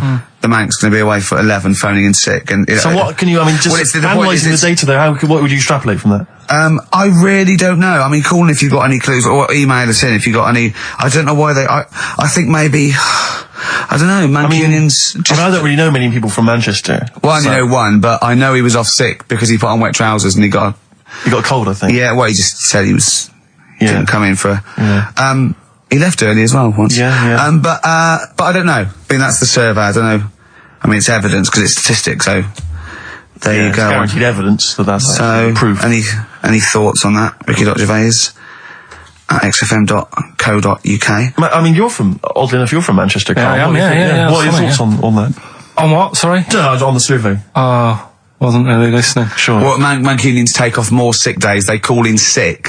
I mean, presumably spuriously. Yeah. I mean, because they've got the same body. They're biologically the same. So they're obviously making up their life. Yeah. Some of the days, maybe just the 3 extra they're making up. Yeah, they're moaning. Probably because we work a lot harder than the others, so we're tired, so you're sick, so you need time off. Probably. Seems unlikely. I mean, the Scousers, to be honest, take them on, let them work in your office. But you know how many computers are going to go missing? Right, that. So offensive. Is offensive. Right. This is a survey that proved. You just made that up. You just carried on the myth that Liverpudlians thieve. Now that's not true. That is not true. Well, it's not. Well, some of them do. There's been no survey that you're more likely to thieve if you're from Liverpool than if you're a Manchester. So that hasn't been proven yet. So all I've got is the evidence from a survey of, I think, 3,500 people. It's proof that Mancunians take off more sick days. XFM 104.9. This is April Come She Will by Simon and Garfunkel. Simon and Garfunkel. April Come She Will. A lovely love song there. The X list was all about sort of like sexy songs because of death of Barry White, of course. And Carl and Steve having a little argument. Steve said, well, there are such thing as sexy songs, of course. Carl said, I can't understand it. How can something be sexy? How can you woo one with a song? Steve went, well, you don't woo one with it, you just put it on in the background. Carl said, stick the telly on. Stick the telly on. I love that. Jane's Addiction, Just Because on XFM 104.9, broadcasting from London, where people prefer to only be off sick when they actually are ill. Sure. I don't think I've ever taken a day off sick. Except when I had that terrible tonsillitis. Is that when you went home, stayed with your mum and dad? Yeah. Why is that a problem? No, it's back to health. No, I'm not saying it's a problem. It's back to health. Yeah, I've got a loving family. So sue me. What do you make of that? The antagonism and piss taking is just like, oh God, 3 blokes in a pub. There's people listening. I can't go. Are there? Carl, what do you make of London? Because you often say you'd much rather be up north. Well, he wouldn't, or he'd go. Well, this is why, he constantly says... You've chosen to live here, you've lived here for years, you've got a flat here. No. I chose to come here because I was offered a job that was good money. Yeah. I wouldn't have come here if there was no job. So you prefer to be somewhere where there's a good job, so you've chosen to live here. I don't like being here, though. Well, no, but you can leave. To what? Well, exactly! So you've chosen to stay somewhere that's better for you. It's not better for me. Well, it's making me ill. I'm not sleeping. Well, so you say you're ill, I think you call in ill, but I don't think you are. But I mean... Are there any stats to prove that? Well, yeah, because, of the 11 days that he calls in sick, I reckon probably 7 of them are genuine. I'd love it if I dropped down dead tonight. Honestly, I'd love it. If you drop down dead tonight, you know it. Why aren't you sleeping? What, you're feeling ill now, are you? That's funny, you weren't feeling ill earlier, but you read that, and you're suddenly ill. I'm run down. Or you should take a holiday. Oh yeah, you've just had about 8 in the last 6 months. Oh God! Why are you run down? Yeah, what have you done? You sit in a little air-conditioned office. I've got time to tell you. Let's move on. Let's get on with stuff. What have we got anyway? Because we didn't have a chance to meet up this week. Me and Ricky could have done, but you said you were busy, Steve. Yeah, so that's probably why you don't get run down. But finishing work at about 4 o'clock. No, so I could have had the meeting, but we gave you a time and you suddenly decided with very little notice that you couldn't make it. So make it meetings and that. Oh. So what have we got? It's 1:20. What have we got? We're on till 3. Well, we've been talking, we've been doing well, we've been playing some great rock and roll, we've been playing some lovely songs, we've told them, we've explained a survey, just for employees, be careful. Yeah. We've, put that out there, we put a shout out there, people know I mean, would you say it was probably safest if you are an employer to never employ Mancunians? Well, I wouldn't go that far. I wouldn't go that far because, you see, that's only an average. So I imagine some Mancunians, like, Londoners, are nice, reliable people. It's probably just a few bad eggs that throw the stats up a little bit. People that would go, I'm not coming in today, I'll put on some wet trousers. Sure. All right, stay in bed. Yeah. Stay in bed. Yeah. You still got them on? Yeah. Well, pop them off. Yeah. Put them on the radiator and go to bed with a little duvet. That'd be the best thing to do. Yeah. So, all right, Carl? Right. What's your attitude? Is it because you're tired? Yeah. Well, why are you tired, though? You weren't staying up watching those Channel 5 films again, were you? I'll tell you what, me and Steve were having a little meeting yesterday over lunch about, planning stuff for the show. And, Gary Kemp came up to me, started having a little chat about old times, and, I went, oh yeah. As he went away, Steve said, right, think of this. He said, Rick, don't take this the wrong way. Remember that sentence, don't take this the wrong way. So there's a right way and a wrong way. I could have taken this comment. He nodded to sort of Gary Kemp and went, he's aged better than you.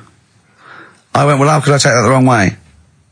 Yeah, it's not offensive. No. Well, the point is this. He didn't know me 20 years ago, so he's actually saying, Rick, don't take this the wrong way. He looks better than you do.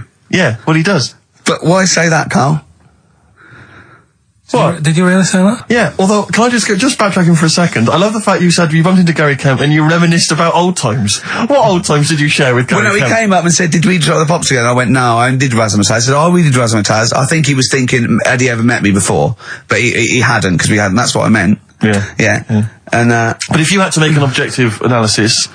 I wouldn't. I think that's out of order. Sure. I mean, you're always slagging me off, but apparently you can't make a value judgment on something else. No. Well, because you're morally all over the place. You don't know where you're coming and going. Believe it. Sure, you should hear what I say about you behind your back. So, would you say you're better looking now than you were? Or... Than I'm what? Would you say you're better looking now than you were? Than I was when? Well, have you aged well? Yes. You've aged well? Yeah, I've kept my looks. Bit of Dando? Bit Evan Dando, this would be lovely, yeah. 2-pack. I'll tell you what, we should get rolling. Rockbusters. No. All right? No. Well, he has done it. He just said that he was worried about it because we said it's the last one. What do you think, Carl? I just don't think... can I just say now, Carl, seriously, I'm only responding to what we're getting on the email, which is people do not want Rockbusters. They really... There's one guy here he says, it's James Pooley, he says he's preempted Carl by giving my answers to this week's quiz. I don't know what the clue would be, but his answer is no van ear. Nirvana. Yeah, good. Nirvana, yeah. That sounds like one. Number 2, he's just guessed. I don't know again what the clue would be, but the answer is Kid Creosote. Yeah, that's good. That's a typical Rockbuster. That is brilliant. That's a better game. And the last one is Harry Seacombe. Yeah, that'd be good. So, maybe we should reverse it so people just... we have to come up with a clue for them. And we win the prizes. Yeah.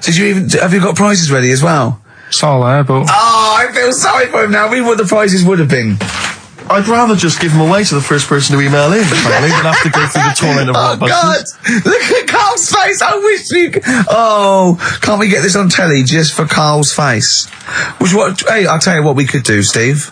You know, like Smiley Miley and that used to take the Radio 1 Roadshow out? Oh, man, that would be amazing. Come on. Should we take it out? Hello, Bournemouth. Yeah, how many miles have I done? Don't care. No, should we do this? How many miles have we done? Well, XFM's down the road. Yeah. 1. Yeah. Should we take it out the road just so they can see Karl Pilkington? To be fair, though, you're not really keen to leave W1, are you? Well, we wouldn't. Right, so where exactly would we take the roadshow? We'll do it outside. Outside the building? Yeah. Right, okay.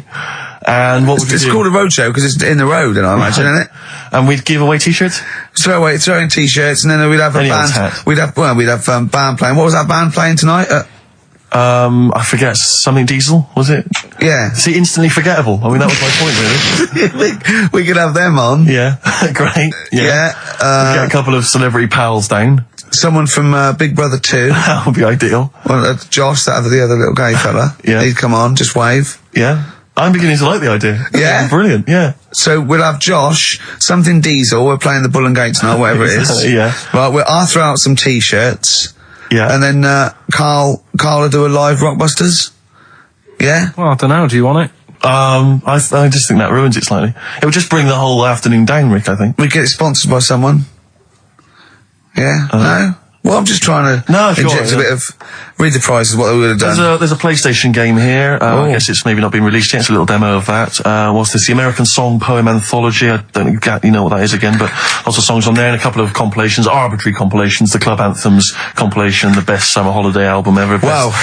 There it is again. You've certainly sold it to me, Steve. The best air guitar album again. Brilliant. And an old edition of Only Fools and Horses. So, you really haven't put the effort into the prizes, Carl. So if that's the prizes, if that's the whole point of the competition, and they're the best prizes you could conjure up, in God's name, how bad are the clues this week? That's why he doesn't want you to do it, Carl.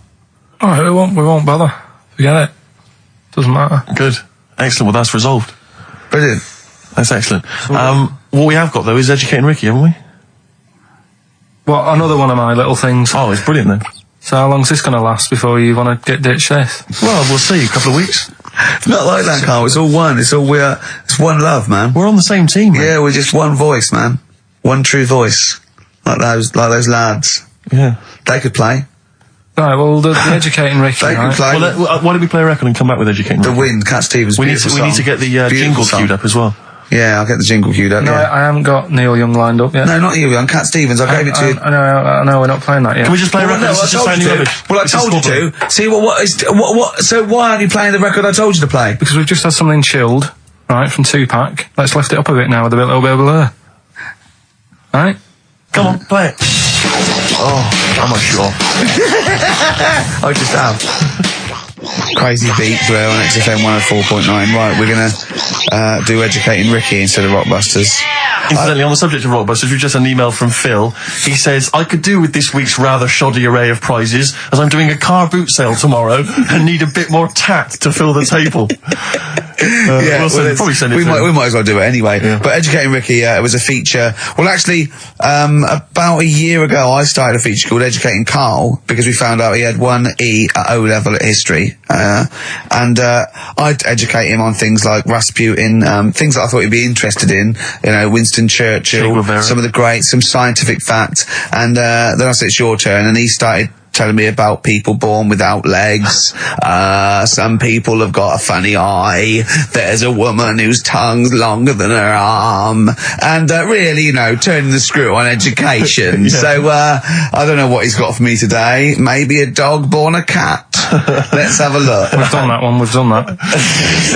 Is there, because often we should point out there's sometimes a crossover between Educating Ricky and Cheeky Freak of the Week, just in terms of subject matter. Yeah, so we've done Cheeky Freak of the Week. We've done all the freaks.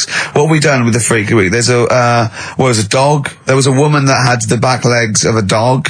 There was last week. What was last week? It was the girl who was born with 4 eyes, 2 mouths, and 3 legs. Sure. You weren't that impressed. I thought if we've got to that and it's not impressing you. let's we are a spin that. tough audience, I Let's admit. spin it. Let's move on. 50 Cent in the club on XFM 104.9. So, Carl's a little bit fed up today, actually whinging, I mean properly whinging, fed up, reckons he's tired, reckons he's overworked here. But, do you know what I mean, Carl? Everyone gets tired. Everyone gets tired. Everyone does the same sort of hours as you. What do you do, sort of 9 till 6, 7? About 9 till 7, 8. Well, no, because a couple of times this week I've sort of met you for a drink about 6. So, it's funny, isn't it? That's weird. Some of the times I've come back after it, just for another 40 minutes or something whilst no one's around, try and get stuff done without phones going, without emails coming in. Yeah, we got to do Can I tell you what I think's a disappointment? You're head of a Is that- department. You got to do it. I just think it's a disappointment that Karl hasn't been able to put that aside and rise to the occasion. He's only got to do this show once a week. It's I know. Hours. I mean, you and I, we're tired. We've got you've got one job. We've got about 6. And we're still doing it. Do you know what I mean? We still do it. We still. Well, you're a professional, Rick. I mean, that's why you've won multiple awards. Is because you're willing to get up there, even if you're feeling a little bit under the weather, even if you hurt yourself, or you've got an injury of some kind. You're up there. You're doing it. Yeah. You're entertaining. You're providing a service. Yeah. So it's disappointment. Yeah, but I've pressed all the right buttons at the right time. Indeed. Right. That's what I get paid for. Yeah. Done that. The adverts have gone out. Sure. You know what I mean? I've made you cups of tea. It's the negativity which is the problem. It's the vibe. You're bringing us down. Bringing us down. And therefore the listeners. Therefore the listeners bringing us down. If you don't like London, you know what to do. Well, I'm trying to get out of here, aren't I? We just bought a new flat. That's not the best way. Buy a flat in Manchester, live there. Doesn't matter. I can always rent it out and make a little bit of money. Why don't you sell the flat in London and buy a street in Manchester? Pilkington Avenue. You could literally have the Lord, the king of that street. people could come to you like Solomon with their problems. Yeah. Well, he's come up from London. He's got London ways. Okay, let's have a great show, everyone. Oh, yeah, good luck. Good luck. To right, that was Jane's Addiction, Just Because, on XFM 104.9. Right, everybody up, let's give them a great show, yeah? 2 hours of, like, fun, chat. Let's keep it, let's keep it cutting edge. Let's not be too, I mean, that's what the listeners of XFM would, oh no, it isn't, is it? No, because, hold on, wait a minute, because we came in yesterday and did this little skit, didn't we, where we bleeped it out. A little sketch, it was quite noisy, quite controversial. Karl called me last night, and we're not allowed to play it out. We've been censored? Yeah. Interesting. Yeah. So it's a cutting-edge alternative station. Wants to push the boundaries. Wants to be thought of as rock and roll, a bit punk rock. Yeah. Because I said something like the Radio Authority. I bleeped it out. What I called them. Yeah.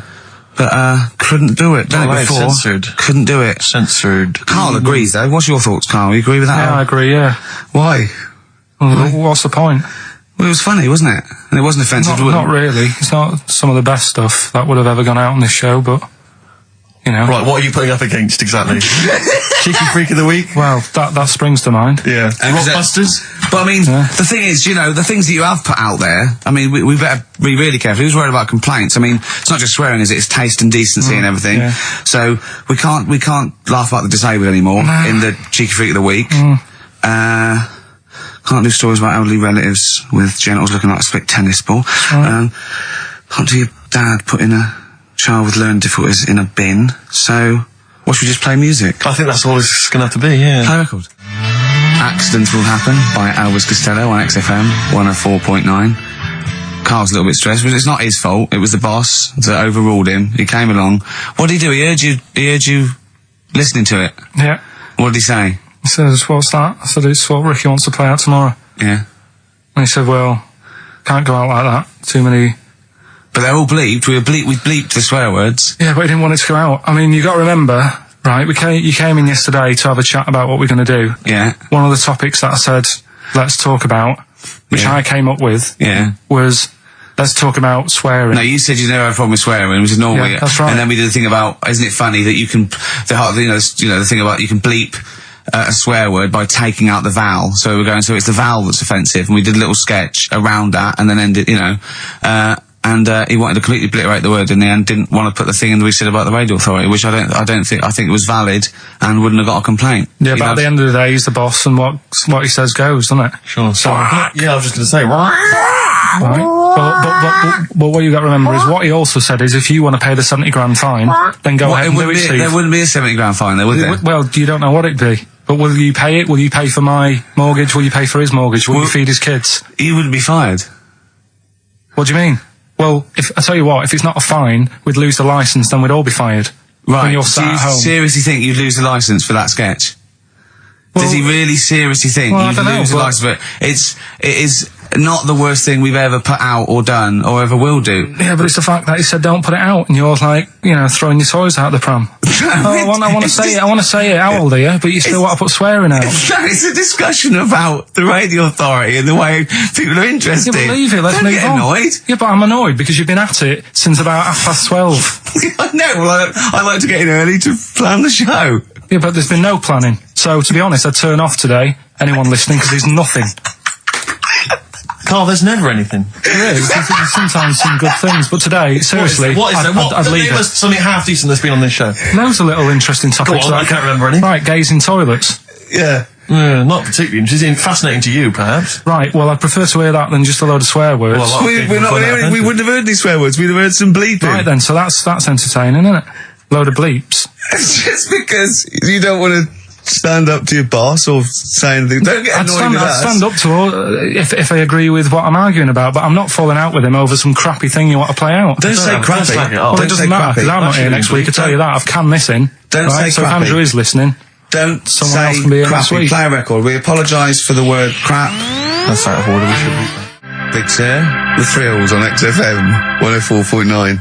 Starting off another nice atmosphere again in the studio. Don't blame me. It's not my fault. No, I know. Well, it's your fault mainly. Yeah. You are bad. You are quite bad. Come on. Come on, you are. Don't try and win him round just because he scared you. I don't know who's that against. Is it me or him? It's I you, don't yeah. know. No. It's you. Right. Well, I'm not a coward. No. I'm not a coward. Okay, I'm just thinking of the listeners, Rick, and I just want them to be entertained. Yeah. Luckily, that's not a big problem for us. What, you mean we're effortlessly entertaining, or there's no listeners? Well, yeah. Somewhere in between. Yeah. Carl, what's happened to you this week, mate? now's happened. Come on. Nothing's happened? Come on. I came in and he had an hour lunch break. You know, he's sort of like he never gets a break. I came in one day. He was out for an hour, and I sat in a little chat with Andrew Phillips about, you know, where we were going with the show and, you know. Where are we going with it? You come up with anything? Ah, dear. It's how far we can run it into the grave. Yeah, no, if we go off air, it certainly won't be through, being cutting edge or controversial because people are just turned off because it's too boring to listen to. But he was out for an hour. Having a lunch break for an hour. And always saying he's too busy. I know, yeah. It's interesting. Actually, on the subject of that, I noticed Dan here has emailed in. He says, I was listening to last week's show and I think Carl has taken his job for granted. I'd love to swap with him for a week. My qualifications are that I can press play on a CD player and stop. Carl, what do you think of that? And it can come in next week, seriously. Yeah. It says here... Don't get ratty, Carl. I'm not being ratty. Dan, email me. You know my address, email it. It'll be sorted out. You can be here next week. Dan suggested we could call it Carl Idol, where people audition each week, or perhaps Bone Idol. I like that. Bone Idol. Brilliant. Yeah. Have we got a monkey news, Carl? Don't know if I can be bothered. Play a record. Beautiful. Billy Bragg from his Essential Billy Bragg compilation. Now, I know a lot of people are thinking Billy Bragg, I can't be bothered, politics, and I have to say, buy this CD, skip past every song that is, for instance, there is power in a union. Don't be duped by fascism. Yeah, it's your right and duty to vote. Yeah. Right wing, wrong wing. Exactly. Ignore all that. But Just listen to the love songs. His love songs are beautiful. Yeah. It's fantastic. Tonight I celebrate my love for you with a pint of beer and a new tattoo. It's great. Brilliant. Yeah, look, lose the ones about, Exactly. Striking. Yeah, exactly, because we know what we think of that. So, I heartily recommend that. Carl, we're on happiness. Carl, Yeah. I'm trying to explain to Carl that the aim to, is really to get on a 10. Yeah. For I like happiness. the He's fact on that he 4. started on a 9. But I love the fact he's happy with 4. Yeah. I love that. No, but what I mean is, right, I'm not looking for, like, happiness. Right. I'm You're not alright. looking for happiness. What? What's that for? What I mean is, right, I'm happy when I'm not fed up. So what I mean is, I'm happy. Is this your new book, Psychology of the Mind? What is that? I'm happy when I'm not fed up. That's like an 8-year-old trying to explain happiness. Johnny, what is it when I'm happy when I'm not fed up, miss? Well done, good boy. That's it. You're happy when you're not fed up. Talk like an adult. Yeah, but that's what I'm saying to you, though. I don't. What? I'm happy most of the time. It's just that when things niggle me, I find that I realise when I'm annoyed more than when I'm happy. But Carl, every time we talk to you, you are whinging about something. You've got something that annoys you. But he's one of those people that if he whinges loud enough, he gets away with it. Like he's in there, I think he goes, I'm really busy. I come in and he's doing nothing. He's chatting, because he's having big long chats with everyone about how someone's wound him up. Yeah. And they all come in and they go, Carl's fed up. Because he's got this show. You know what I mean? He's wormed his way. Hang on a minute. You came in moaning about the Post and that today. Yeah. Well, everyone's annoyed and frustrated by that. There's small businesses going out of business. I'm not. You haven't heard me. No, you're not, because who's sending you letters? No one. You've got no friends. You said that yourself. Yeah. You've openly declared you don't want friends. They're too much hassle. Yeah. Yeah. Yeah. Yeah. Yeah. That is my joy. Friends that is the point of life to me. I can't wait to see them. I squeeze their head. I welcome them in. Oh, they annoy me. They annoy me. Annoying me. I love it. Friends are annoying. It's even scared of doing something with a friend or getting a gift because he goes after buying one back now. Yeah. It's sort of like life's a bit of a chore for Karl, isn't it? Well, anyway, all right. Let's leave that aside. Obviously, you're never going to be entirely happy, although apparently you are already on the brink of happiness. All you had to say was your hair looked nice. That's all you had to say. Yeah, it looks good. Yeah, and that's it. End of story. What's the point in that? What is the point in that? Because she doesn't really care what you think, but she doesn't want to hear that she looks like Dave Hill from Slade. She's not having her haircut just to please you, Karl. Despite what you might think. He's taken aback by that. Yeah. I was with Joe Cornish last night, went to a little do at Jonathan's house, and Joe was there, and he walked in, and I was taken aback by how tall he is. Sure. Because I'd forgotten, and he's about 6'4", but he's unlikely to, you know what I mean by that? It's sort of like some people surprise you. And he was going, I don't consider 6'4" big. I said, well, it is pretty big. I said, but I know what you mean. I walk around with Steve Merchant. Yeah. And he went, how tall's Steve? And I was 6'7". Yep. And Joe went, oh, that's nearly a disability, isn't it? Do you know, he's absolutely right as far as I'm concerned. No, do you know, I've genuinely, since school, I used to go to school with a little disabled fella. Lovely guy. No, I swear to God, lovely guy. And I remember he came in when we got in the sixth form, and he'd basically got, I don't know what the ins and outs of it were, but as far as I could tell, he'd got a car for free. A specially converted car. Yeah. You know, because he was disabled. And he was driving same as Karl. Me. I need this, I need that. But it seemed to me that I was thinking, well, why can I not get something similar? Because there are some cars I can't fit in. Because I'm too tall. I genuinely cannot drive the smaller cars, the cheaper cars. I'm obliged to buy a more expensive, larger car. Because I can't fit in the tiny one. That's like saying you've got to pay more for your shoes because there's more leather, which is true. Which is absolutely true. It's a nightmare getting shoes. But fat people have to pay more. Do you know what? It's a nightmare getting chairs, comfy chairs that I can sit in the home. I sit in a chair for very long and my back's killing me. Now, how is that not a disability? But no, you don't see people like me whinging. But I think tall people, I read an article that taller people on average, get higher wages through an advantage, or just because they're taken more seriously than little dumpy fellas. Sure. Do you know what I mean? But I don't think I genuinely don't think there are many benefits of being really tall. People seem to assume there are, but beyond the fact that I can reach things down from a high shelf, I know. I don't think there's any real perks. I've seen you hit your head a few times. That's a disability. I know, I have seen you hit your head a few times, and I think, oh God, that must have hurt. Obviously I'll make sure you're okay and then laugh. Of course. But I know it must be annoying. Thanks, No, but I mean, there's one pub in Soho that he has to go down backwards. Yeah. He has to lean that. It looks like a limbo dancer. Yeah, they've almost got to lower me in on ropes. I always find it amusing. But like, for instance, on an aeroplane, I can't get some of the seats. I can't fit in some of the seats. Not in any way. Not the way that I could. Because what are you talking? How is that not a disability? There's some seats that people can't afford because they're poor. It's not a disability. That's irrelevant. Don't go on a plane then, because you're poor.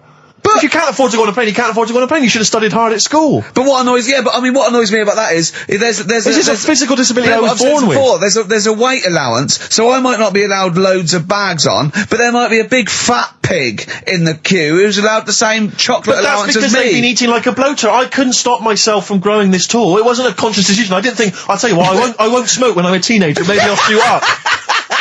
I'll eat healthy. I'll probably add an extra 2 feet. It just kept going. You do eat too healthy. You eat way too many greens. But that's not why I grew to this height. It's a genetic thing, isn't it? Yeah, but if you'd have lived near, some sort of pylon or something and just, as I say, smoked from an early age, you wouldn't have been that tall. Don't think when I was a gangly teenager having the piss taken out of me, I wasn't thinking I wish I'd been born near a pylon. Or Chernobyl. Could your mum or dad, could they have banded you like they did with little, didn't they do that with someone's feet?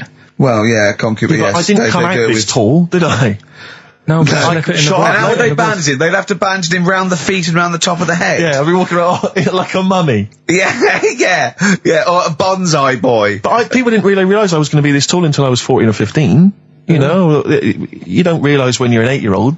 How tall were you when you were about like a a typical gangly teenager? 15. How tall were you at 15? I don't know, 6'5" maybe? And I bet you were like a beanpole, weren't you? Of course. Yeah. And what sort of glasses did you have? Cool. Now, what did you have? I don't know, a monocle. No, I can't remember. Did you wear a bow tie once? I wore a bow tie? I thought I was trying to preempt the styles that might be coming round. I think I've been watching a lot of George Formby films. And I thought it can only be a matter of time before the bow tie comes in. I thought it might be quite kind of urbane and debonair. Yeah. So what that was Robin Day at the height of his fame? I think he might around this time. Yeah. Yeah, I wanted to go for that dandy look. I thought that's what the girls are going for. I know, the dandy. Oh dear. So I still want to see you with a pipe and trilby. Yeah. I just think you'd look great walking on the street. Yeah. Oh, I genuinely, I really, it does frustrate me that I don't get any allowances. It doesn't count as a disability. Well, it does count. No, it doesn't. It's not a disability being 6'7". But how can you explain, for instance, travelling on a bus or a coach? There's some seats I can't sit in. The only disadvantage is, people look. I've seen people stare at you, but they stare at me because I've been on the telly. What's that a disability? People being recognised. Yes, but you could avoid that by not being on the telly. It's your choice. This is my point. It's your choice. Yeah, it's the same as the big fat people. It's their choice. It's a different sort of stare, isn't it? I've been there. Yeah. When the sort of stare that you get and the sort of stare. Well, obviously, sorry, Steve, but I'm going to, follow up this inquiry. What do you mean, Carl? No, I'm just saying it's more of a stare of fear than, like, with you, they go, oh, it's him. Yeah, go on. Whereas with you, it's more like, jeez.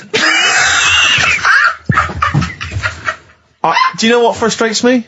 What?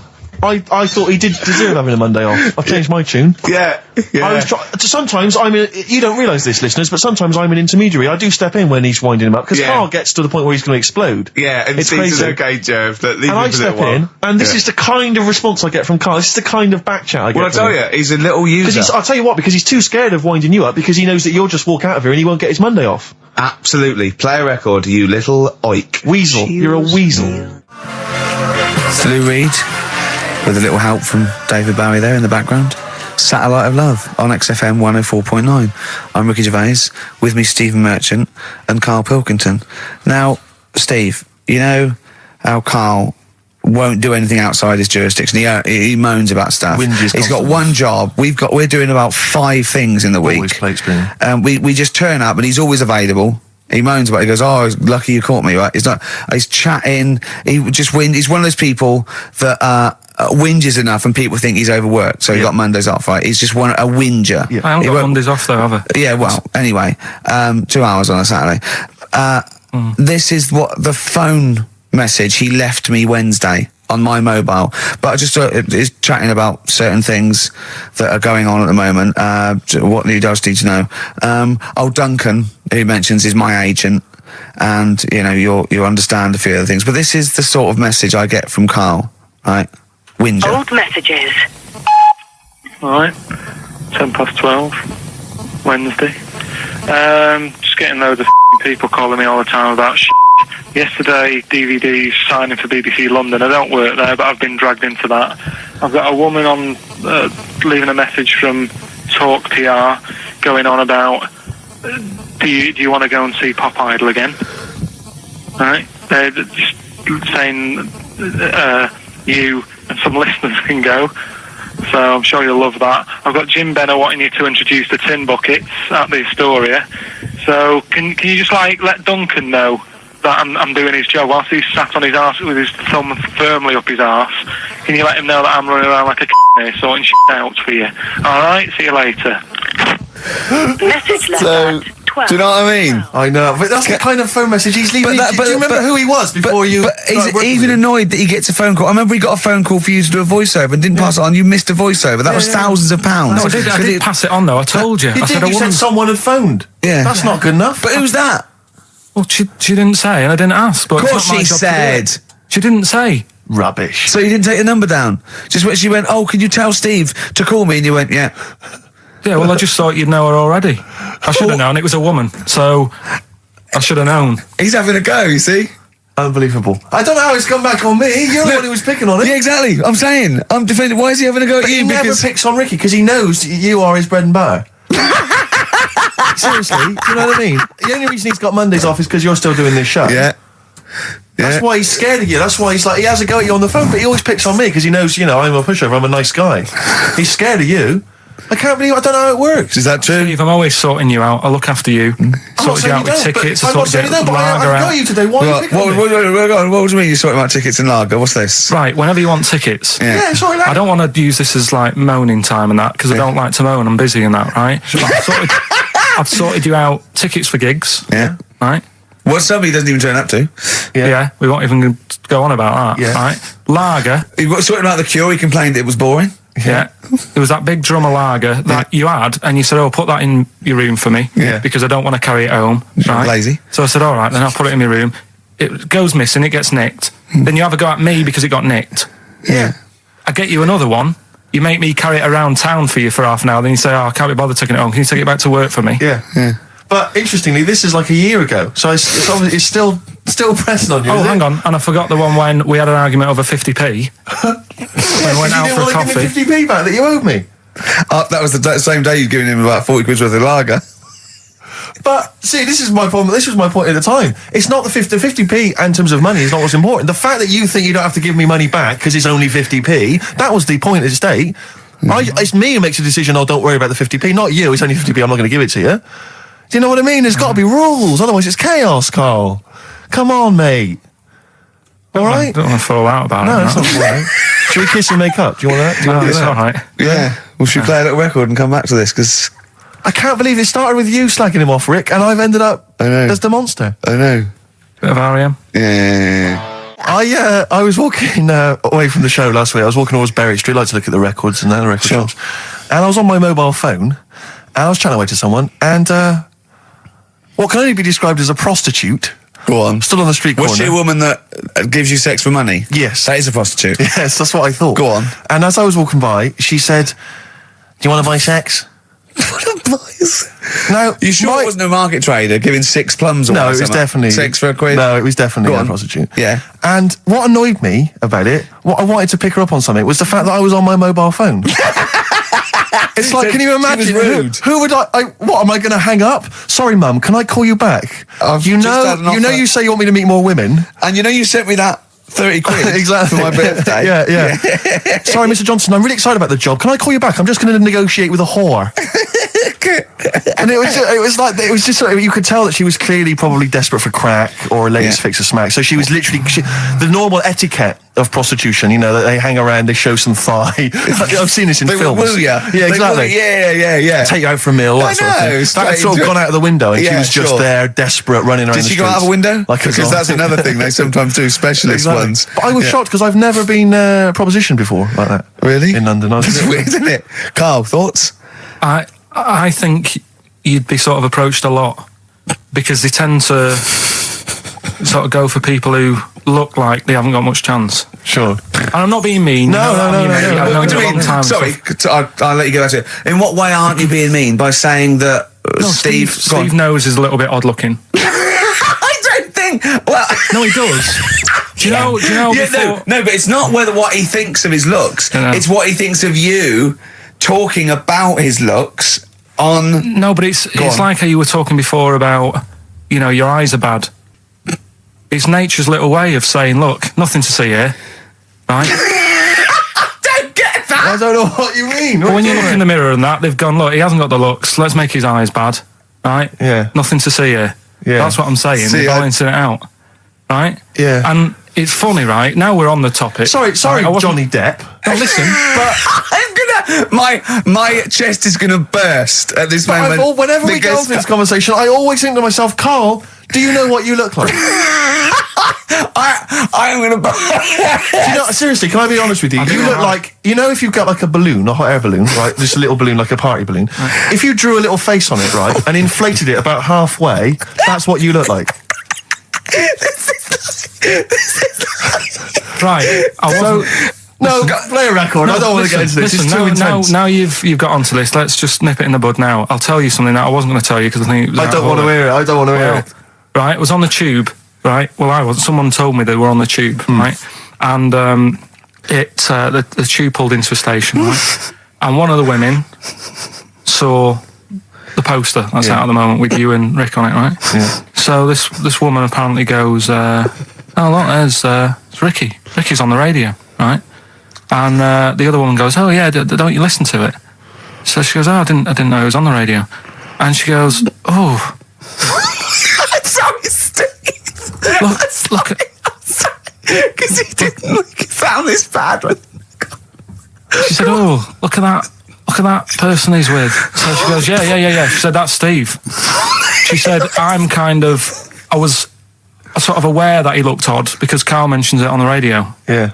So it wasn't as much of a blow to me, but I can see how it was a bit of a shock to you. Yeah. So that's weird, isn't it? Yeah. And that isn't me sort of telling this woman to say anything. That was all happened without anybody else sort of bringing it on. Yeah. Do you know what I mean? Yeah. So... Was it... Sorry, you seem to be relishing this. Was it because of the little balloon story that made you... I honestly, Steve, I wouldn't have told you, but if you're going to start, having a pop... Yeah. Do you know what I mean? I can't just sit here and take it and that. No. I mean... all mates. Yeah, it's just... Yeah.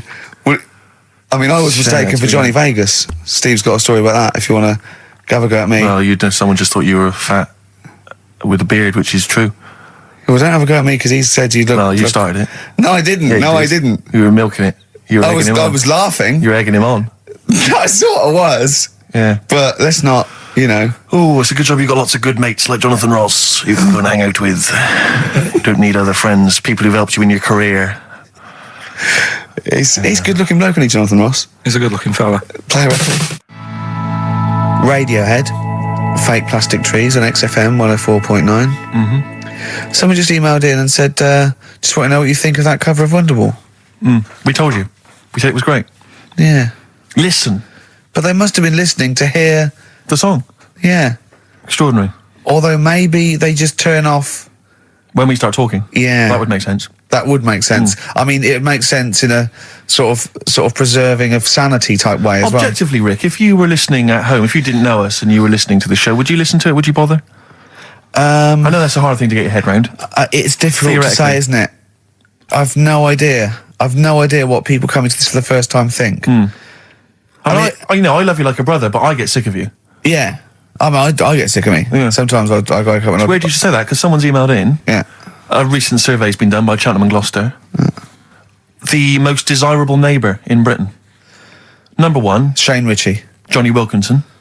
Oh, right. It doesn't actually give me the full rundown, but David Beckham was in the list. Yeah. Shane Ritchie was indeed in the list. Yeah, he's flying at the moment. As was Ricky Gervais. Really? Well, that's what it says. It doesn't tell me where you came, though. And there was actually a neighbour from hell, and you weren't in that list. Well, I'm a good neighbour. Oh, come on. I am. I'm quiet. I don't keep myself to myself. I never... Do you know what I'm thinking of? What? If it was best friend. Yeah. Now that would be a nightmare. Yeah, exactly, yeah. Most desirable friend. I'm a good neighbour. I'm quiet, yeah. Yeah, I mean, I imagine being stuck in a room with me writing all the time, with me squeaking like a chimp. Unbelievable. Although I don't physically abuse you, I save that to my bald mates like Carl and Rob and that. I just like to squeeze their head. I don't squeeze your head. Yeah. You know what I mean? I think it's because you command a little bit more respect. Ah, thanks very much. Do you know what I mean? You're not that sort of... You're not an idiot. Oh, sure. All right, Carl, got anything to say? Has anyone seen his picture in Heat this week? It looks fantastic, doesn't it? Do you know what Steve said when he saw that, Carl? Go on. He said, it has captured Carl. What do you mean? Well, you just look utterly gormless. In the picture. It's captured you brilliantly. You know how like a good photographer can do that? You can capture the essence of someone. That's good stuff. It's good stuff. Well, actually, I'm the photographer. Yes, because it was a screen grab from the behind-the-scenes footage. Well done. So I got that gimpness. I captured the essential gimposity. Exactly. Carl. Yeah. All right? Captured it. Yeah, well, I did a little article for Time Out, and I think Boyd from Heat has sent over that screen grab to them, so he might be in Time Out. I'm going to try and get him in every publication. Yeah. For 1 year. It's like you've managed it in the last 2 weeks. Exactly, yeah. It's like a Dave Gorman project. Are you Karl Pilkington? Yes. Let's do that, shall we? If anyone's got a publication, it doesn't matter how little, just take it from Heat. That's mine, so you're welcome to it. Just try and just put his picture in anything. Next to round things is best, isn't it? That'd be good. You all right, Carl, with that? Yeah. All right, then, good. What have you got for us, Carl? I'll tell you, you're going to go along later to the Live 8 gig, and you're probably going to see some bands that are going to make an effort to entertain you, but if you want entertainment, Rick, you know it. Go on. There's only one person to book. Go on. Me. If you perhaps something to do, because I'm obviously a top DJ on the radio, but where I really come into my own is DJing in any kind of club environment. Well, you told me you were DJing. I didn't go to it. DJing at a party, and you said the place was rocking. The place was roaring, and I loved it. Carl just said he was there, and they weren't. Well, that's nonsense, Carl. Because you know very well that when I'd put on a tune, they'd cheer. Yeah, but it was late on in the night. They would have done that whatever you put on. That's nonsense. No, they were happy and everything. I'm not saying they weren't having a good time. It was your party. It was all right, but they weren't going mental like you're sort of making up. They were definitely going mental. When I put on the Proclaimers, they could not believe their luck. They would have walked 1,000 miles. Was it good though? Were they really? What were they doing? They were dancing, were they? It's dancing and that, but they weren't sort of cheering, going, more and all that at the end. What's all right? Take On Me came on. The big cheer went up. Oh, I don't know who to believe. I've been there, done it, Steve. I've been the DJ as well. It might be jealousy. It might be like professional jealousy there. Yeah. I think it's because my fortunes are on the up and his are on the down. We all know famously that he had Pilkington making music, his DJ outfit. Didn't happen. I did enough. I just wanted to do enough to pay for the equipment, and I did. And that was that. But I don't like crowds, do I? But you're safe, aren't you? You're behind the little thing with the flashing lights. But there's still a lot of people and that. Forced fun. Don't like that. It's not forced fun. They haven't got to dance if they don't want to dance. Yeah. Don't like it. 104.9 XFM. You alright? This is Carl, producer of Ricky Gervais and Steve Merchant. They're not about today. Ricky's on holiday. Steve couldn't be bothered. So I'm left here with all the DATs. That's a digital audio tape of all the shows they've done since they've been here over the last, year and a half or something. So we'll play you some of the best bits. Alright, so here's the first bit. I had some exciting news this week, Carl. You'll be pleased to find out. I'm worried that you might get a little bit jealous because it's obviously going to impact on your world quite strongly. Because I know you think you like things to be quite samey. You like the status quo to be maintained. You like the fact that in the past, we've had some crosswords. Because I remember. What did you think of me when I first walked in? When I first came in on the first day of XFM? I don't know why you're making a big deal out of it. Because I'm just being honest, though. I'm just being honest about a lot of people who see you for the first time sort of go, well, he's a bit weird. I don't know, Steve, that you brought it up, and then you're again. But I'm sure that wasn't what he said before. No, did he say before? Yeah, well, he was a bit weird. Yeah, well, he looked at you, and I knew. I could see by the look on his face. When you know your kid, and your kid's sort of scared of something, and they go, "Why's your kid?" He goes, "Oh, he doesn't like pigeons or spiders." Right. It was like that when I saw Carl, and I brought you in, and I went, "What do you think of that, Carl?" I could see the look on his face that he was disturbed. Sure. And then, as he said, you get used to it, don't you? Yeah, you get used to it. And you have changed a little bit. Your hair's a bit smarter now, and you got some nicer glasses and that, I think. Or I might have just got used to it. Whoa, don't bring it up, Steve. Don't look at me like that. So you say that you think some other people in the office thought the same? Do you know that for sure? Carl. Did you discuss it? Carl. Yeah, I think they do, yeah. Okay, leave it there then. But not just in the office, as you walk through the building. Oh, it's worse than you ever thought. Well, no, it's not worse than I ever thought because, as you well know, Ricky Gervais. Yeah. What did I do on Thursday morning? Oh, is this the thing? For those that perhaps are not of the female persuasion listening, there's a magazine. Apparently, it sells quite well. It's one of the sort of female, kind of issues magazines. I think it's called Company Magazine. It's like your sort of, I guess it's a bit like your More or your Vanity Fair or whatever. Anyway, they run every year the 50 most eligible bachelors in Great Britain section. Ding dong, hello. Who's in there this year? In the 50, in the top 50 of the entire country. And then they vote, and they put them in order and see who's the most eligible bachelor. But that's 50 people, right?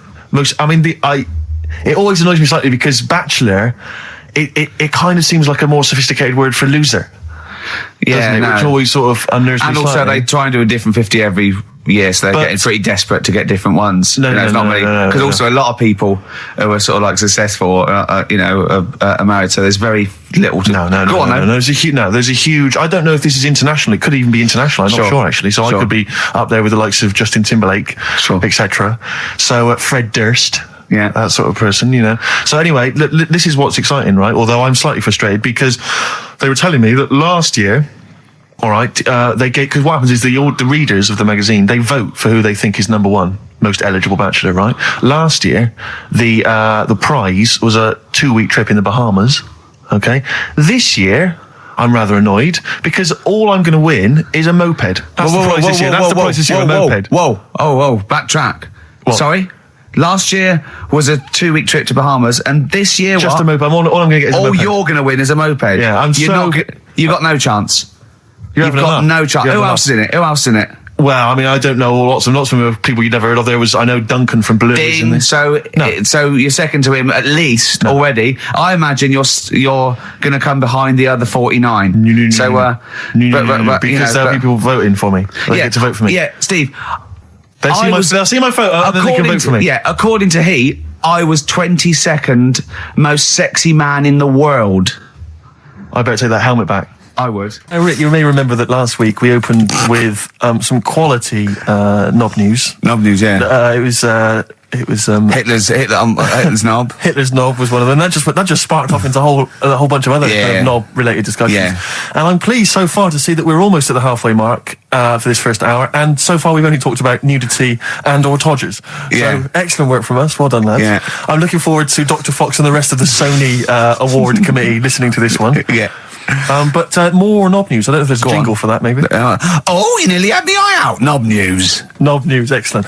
This is an extraordinary story. A woman tried to sue her bosses for £210,000 after finding a cooked penis in a canteen stew. Hospital cleaner Sophie, can't quite pronounce that name, was eating goulash for lunch and could not cut one of the lumps of meat. You can see where it's going. I've got so many questions already. I know. She picked it up and tried to chew it, but it was too tough. Then she inspected it with workmates who all agreed it was a penis. Imagine that discussion. Yeah. Miss Matlata said she vomited for the rest of the day, instantly became a vegetarian, and had to have psychiatric help. It's not known whether the organ was from a human. The case continues. Well, it can be found out, so that's one thing. Obviously, the doctors aren't confused. They're not going, I don't know, I've never seen one like it. Yeah. Also, why is she eating goulash? I know. I mean, that is my first question. Why? Yeah. You got lunch. What do you want? I don't know, I fancy some goulash. Yeah. Some gooly lash. Gooly lash, Thanks very much indeed. Lancashire cockpot. Oh, it's on the menu. Brilliant. Only £5.50. Wangers and mash. I'd love some wangers and mash, please. Cock o' van. Cock o' van. It's already done for There's you. there's wangers and mash, cock o' van, Lancashire cockpot. That's just off the top of our brains. Yeah. So if you've got any of your own, keep them to yourself. We're not interested. What do you make of that knob news? And it's in a hospital. Oh, yes, it was a hospital cleaner. You're right. Oh, cleaner. God. I know how your mind's thinking already. There's been a mix-up. That's been a mix-up. What kind of mix-up? I love that. What, some bloke's gone in, some lesbian's gone in, wanted a sex change. She's got a carrot for a cock. Bit of stewing steak. Stewing steak. Oh, that would be great. Go on then, do a film review, quickly. Right. Well, today on film review, we're doing classic films, and today we're looking at Elephant Man, John Merrick, one of his better pieces of work. It's a sad film. I've never really been able to watch it all the way through. Sorry, John Merrick's better piece of work was him being the Elephant Man, played by John Hurt. Yeah. Go on then. Sad film. When I was younger. Tell us a bit about it. What is it about? Who's John Merrick? It's about a fella who's got a funny head. Right, tell us this. And, he lives in, I think he lives in London, in like about the 1930s or something like that. And he's being picked on all the time and stuff. And first time you watch it, you'll probably cry a bit. And then the second time you watch it, you're just sort of thinking, God, that would be bad. Sort of having a head like that, being picked on all the time. Then the third time you watch it, you might think, how does he get his jumper on? Then, I don't know, I'm probably bored of it the fourth time. but it's well worth watching, so Elephant Man. Brilliant. Yeah, see it. Brilliant. I think if you want to get on TV, Carl, you'd be better as the subject of maybe like an omnibus documentary. Yeah. Living with Carl. XFM 104.9, Ricky Gervais, Steve Merchant, Karl Pilkington. Tell us about this monkey, Carl. You're going to love this one, Steve, right? So last week we were talking about how, like, a lad left his family because there was problems at home and that. He went and lived in the wood. He got airy, right? No. Leave it there, Rick. We haven't got time to go into right, it. So that's what happened. And that's what happened. He lived with the monkeys. He went airy. That's what happened. Looked into some other stuff about, like, airy kids and all that. Yeah. Came across this story about a bloke, right, who worked in a zoo. Oh, dear. Right? So... Trouble's brewing. Loving his job and that, but it's quite a lonely sort of job because you don't see many people. You're just dealing with animals all the time, right? So anyway, he gets a bit pally with a monkey because it's the closest thing to a human. Well, that ape is. Right. Yeah, but you can't really go that close to apes. It's dangerous. What do you mean? What type was it? Do you Just mean let him tell the story. Was it a chimpanzee? I reckon it was a chimp, yeah. Yeah, it was I a don't chimp. even know. So it was a that's chimp. an It was a ape. chimp. Okay. Yeah, but it doesn't matter, does it? So he It's the gets story. pally with him. Right, so he gets pally with him. Have they and gone he's- holiday together? Well, no, I mean, it starts On the off. pool It together. starts off just checking each other out and probably sharing lunch and that together. Yeah. Right. Anyway, this goes on for a while. They're getting on well on that, and then after a while, right, the monkey starts sort of imitating him a bit more and sort of walking upright. Oh God. Yeah. Right. So he thinks, oh, that's a bit weird. Anyway, they get on really better and what have you. So he thinks he could live at home with me. Because we're getting on the storm. Yeah. Right. So he takes him home, and before Is you this know the it, beginning of Beneath the Planet of the Apes? I think it is. I think you've seen this on video. I'm worried because he's already imitating him and they're moving in together. I'm thinking it's maybe a bit like single white female. Single white zookeeper. Oh, brilliant. right? So anyway, so he's moving in, and it's getting used to sort of the normal human life. He's having a cup of tea in the morning. Yeah. PG tips. He finishes the day off with Oh dear. Finishes the day off with what? He with does, a he doesn't little have to brandy. move a piano at one point, does He he? finishes the day off with a little brandy. Yeah. What, he pours himself one. Is he wearing a smoking jacket? Yeah, I'll tell you what, Carl. You're a maniac, mate. No, this is why it attracted me. It's amazing, right? So he's having his brandy and that, loving his life. Next thing you know, he sort of, I don't know if he loses it or he gets shaved, but the top half of his body is hairless. Right? Apart from his head. Right, so he's got a nice So it's the little head. opposite of the kid. Well, Yeah. this is what I'm saying. that would happen. Right? Well, hang on, but so you don't know if You he don't was even shaved know. or if it's How did it say? Then the hairless. What? I'll bring it in for you, the story, and then you All right, can well, see if okay, I've gone keep wrong. going, keep so going. anyway, so this is going on, and he's having a great life. Then the zookeeper starts getting a bit annoyed because he's having a better life than the zookeeper. The zookeeper's in the zoo. This is such So the rubbish. zookeeper's still got to do a day's work. The monkey's at home, he's partying, well, he's it got gets his to a other point when he chipmates says round. there's no point you coming in to the zoo because the whole reason of you being there was because you're being kept there. Right. And he didn't want to bring the memories back, so he said, you stay at home. So You are you're talking such. Just let him finish. God, I don't know if I can sit here and listen to this drivel. Let me. I'm fascinated. it's It nearly sounds over anyway, amazing. right? It sounds extraordinary, Carl. So he's walking up, right? He's having a tea in the morning, finishing the day off with brandy. Gets a bit out of hand. Only tries it on with the zookeeper's wife.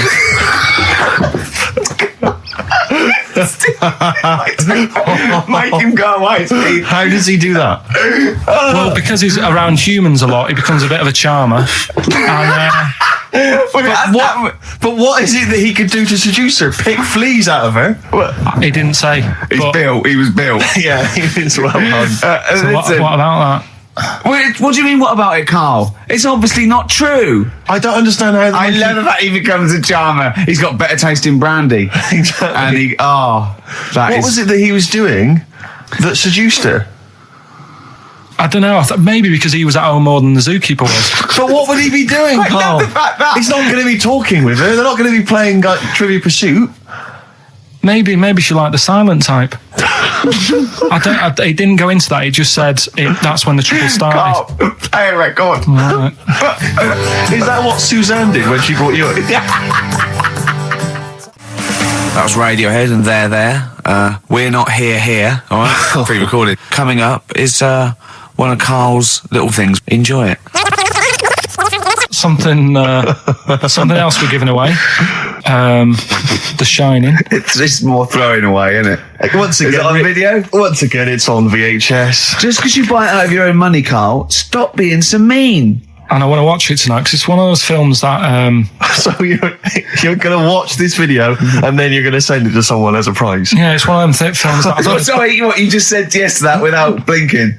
Oh yeah. You don't think, like, Les Dennis doesn't have a quick go in the car on Family Fortune before he gives it away? It costs Jim Bowen has $5.99. a go at those his and her towel racks. It costs $5.99, Carl. Okay, this is Carl in the classic The Shining. And what's the question? Well, we might ask that afterwards. Okay, then.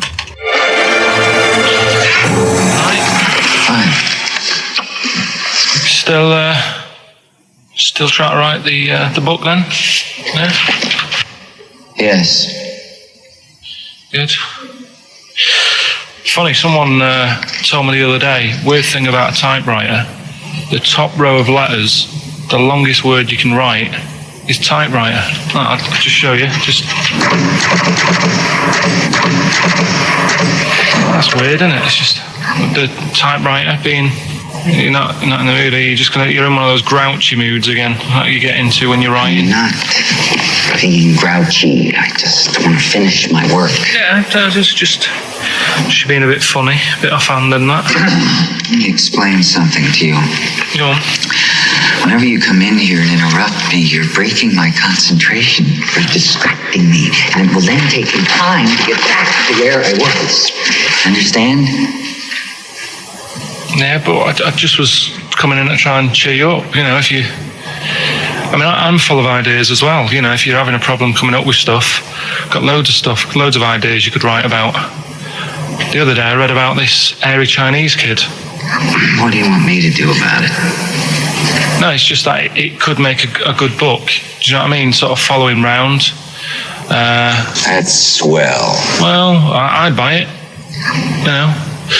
But if you don't want to know,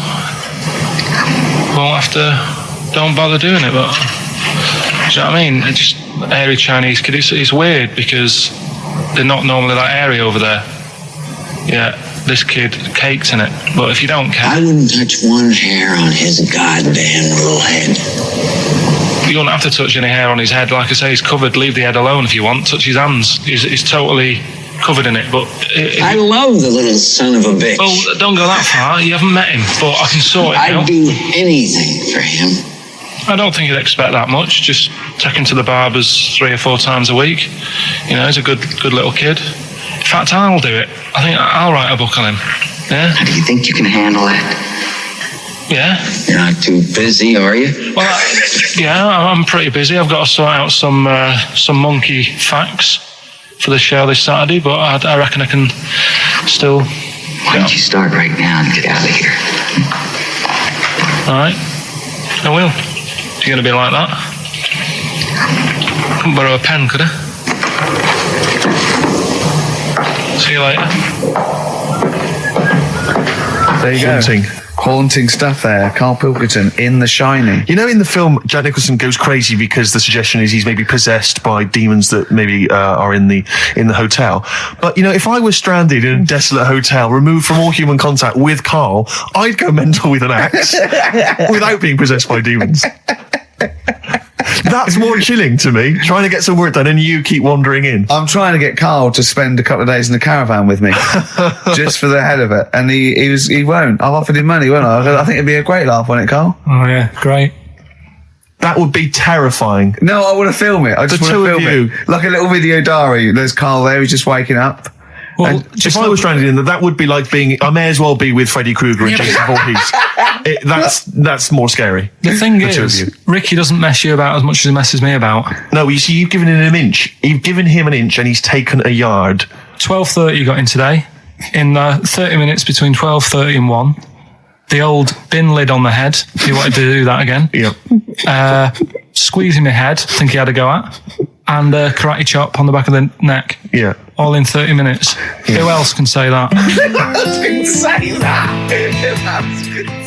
Anyway, Karl, look, you almost let it slip then as you were talking about your filling out that application form. There's some big news that everyone needs to know, which we were stunned by in the week, although the more we sort of talk to you, the more it starts to fall into place. Yeah. But Karl, what's the story?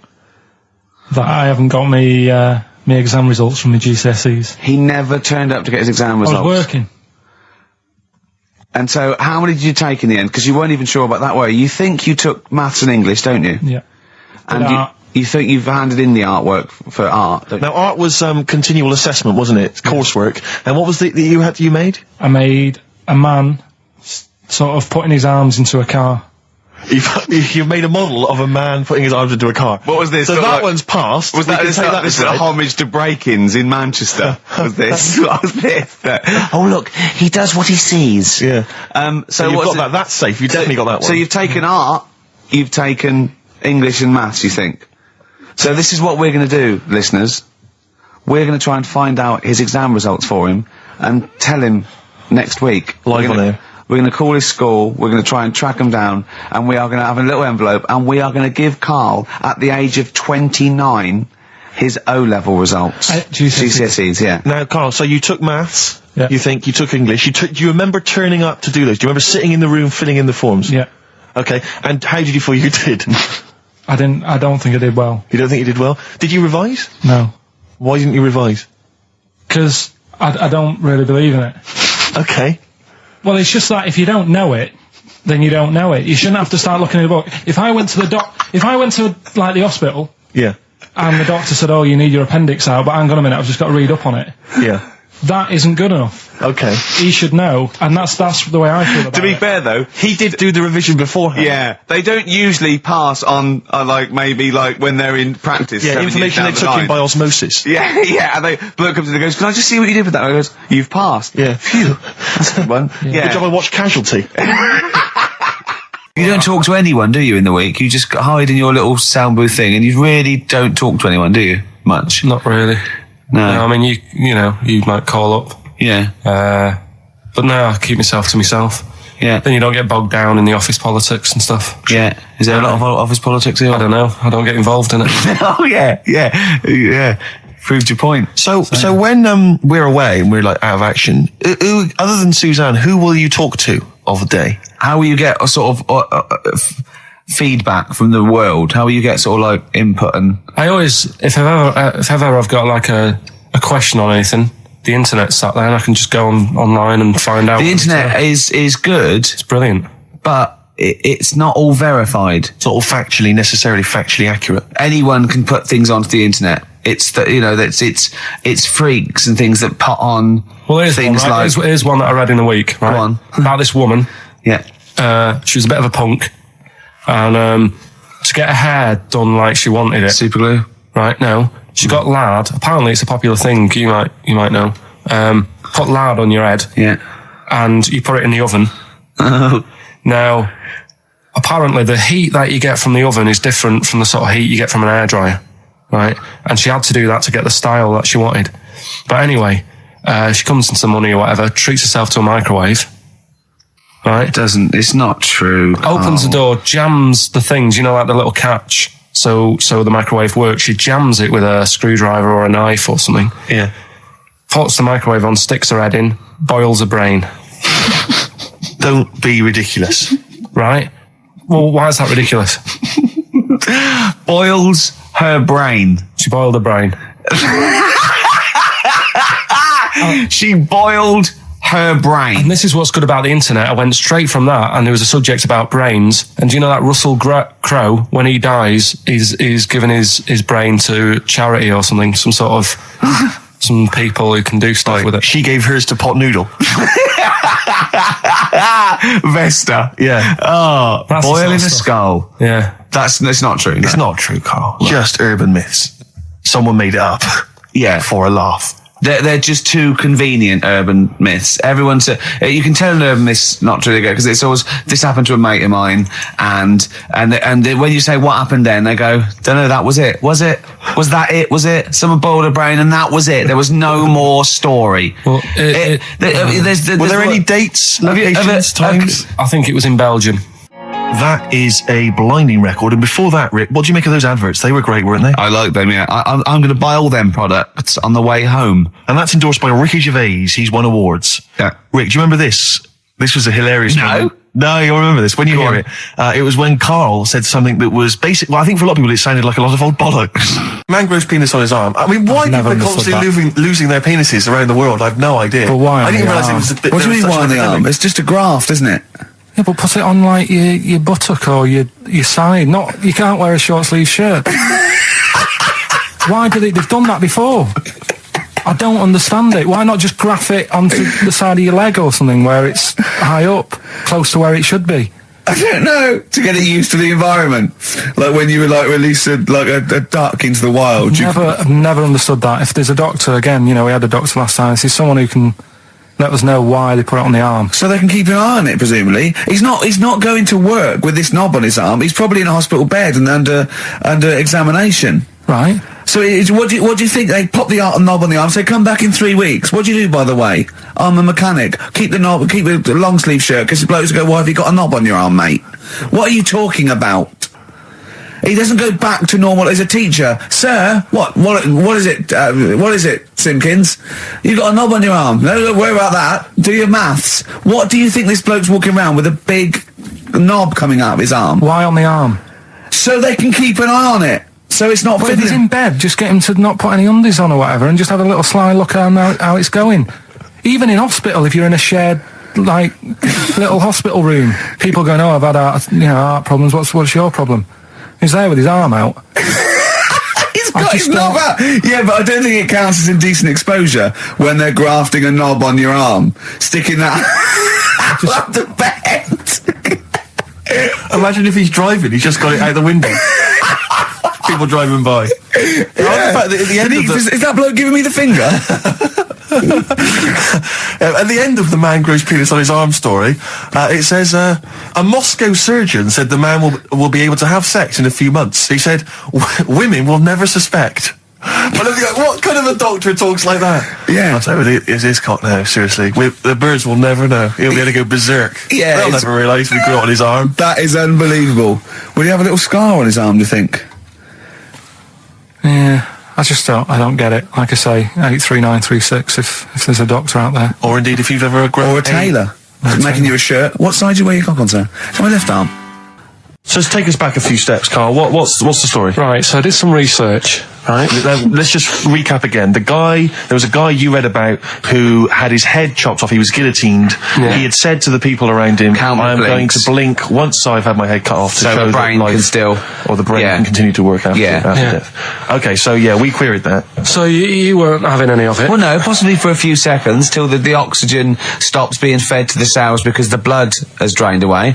But, nothing spectacular. So right, go on. well, along the similar sort of lines, right? This is quite a few years ago. This fella sort of upset the royal family doing something, right? So they said that this isn't good. It wasn't Ben Oughton at that Jubilee thing, was it? I can't remember what it was, and they said, right, that was terrible. We're gonna cut your head off. You gotta show people you can't be doing what you've been doing. What was this? The 1970s? What you said a couple of years ago, you mean maybe sort of... Was it the olden days when the phones weren't very good? Ages ago. Yeah. Ages ago, sure. So yeah, fair enough. Yeah. So... Very philosophical. Yeah, imagine that when you watching the history. This was literally ages ago. Yeah, exactly. Yeah, Simon Sharma's History of Britain. Yeah. Oh, and even before that, which is yonks before, when it was all mental and different. Sorry, Karl, go on. So he's having his head cut off, and he's resigned to it. It's a day before. He's kind of got it into his head now that I'm not going to have my head much longer. Sure. So he said, let's make use of this. Yeah. He said, I wonder how long the body can stay alive without my head on it, right? So they were like, I don't know. So who were? So the jailers, whoever he was asking. These jailers with one eye. Get out, pal. So he said, no, wait a minute. I've got an interesting scientific experiment, jailer. Well, fair enough. What is it? So he said, what I want to do, right? He said, surely it's my last right. I'm going to be dead tomorrow. Sure. So let's do a test. He didn't draw it out this long, did he? Yeah, and he said, let's test this out. He said, do us a favour. He said, it's my last day. What I want you to do is, you're going to cut my head off. Let's put a white line on the floor. Right. And see if you know, because there's no point asking how far he can sort of walk without an head if there isn't a line, because you don't know what to count. Do you know what I mean? If he loses his head and he's running around all over the place, you can't really count That's that. not impressive enough, yeah. So they said, let's make a white line. Sure. Yeah. Who said this? He did or they did? I think they started to join in with him and saying, well, let's make this a... Sure. You guess it. Go on. So... they got Norris McWhirr down. The Guinness people. Oh, yeah. So they said, let's get this white line. Yeah. And Dedication's all you need. we'll do this tomorrow. And he said, all right, then I'll see you in the morning. So we go, I'll see you in the morning. Night, sleep tight. Bye. I love the fact that Carl knows exactly what was said.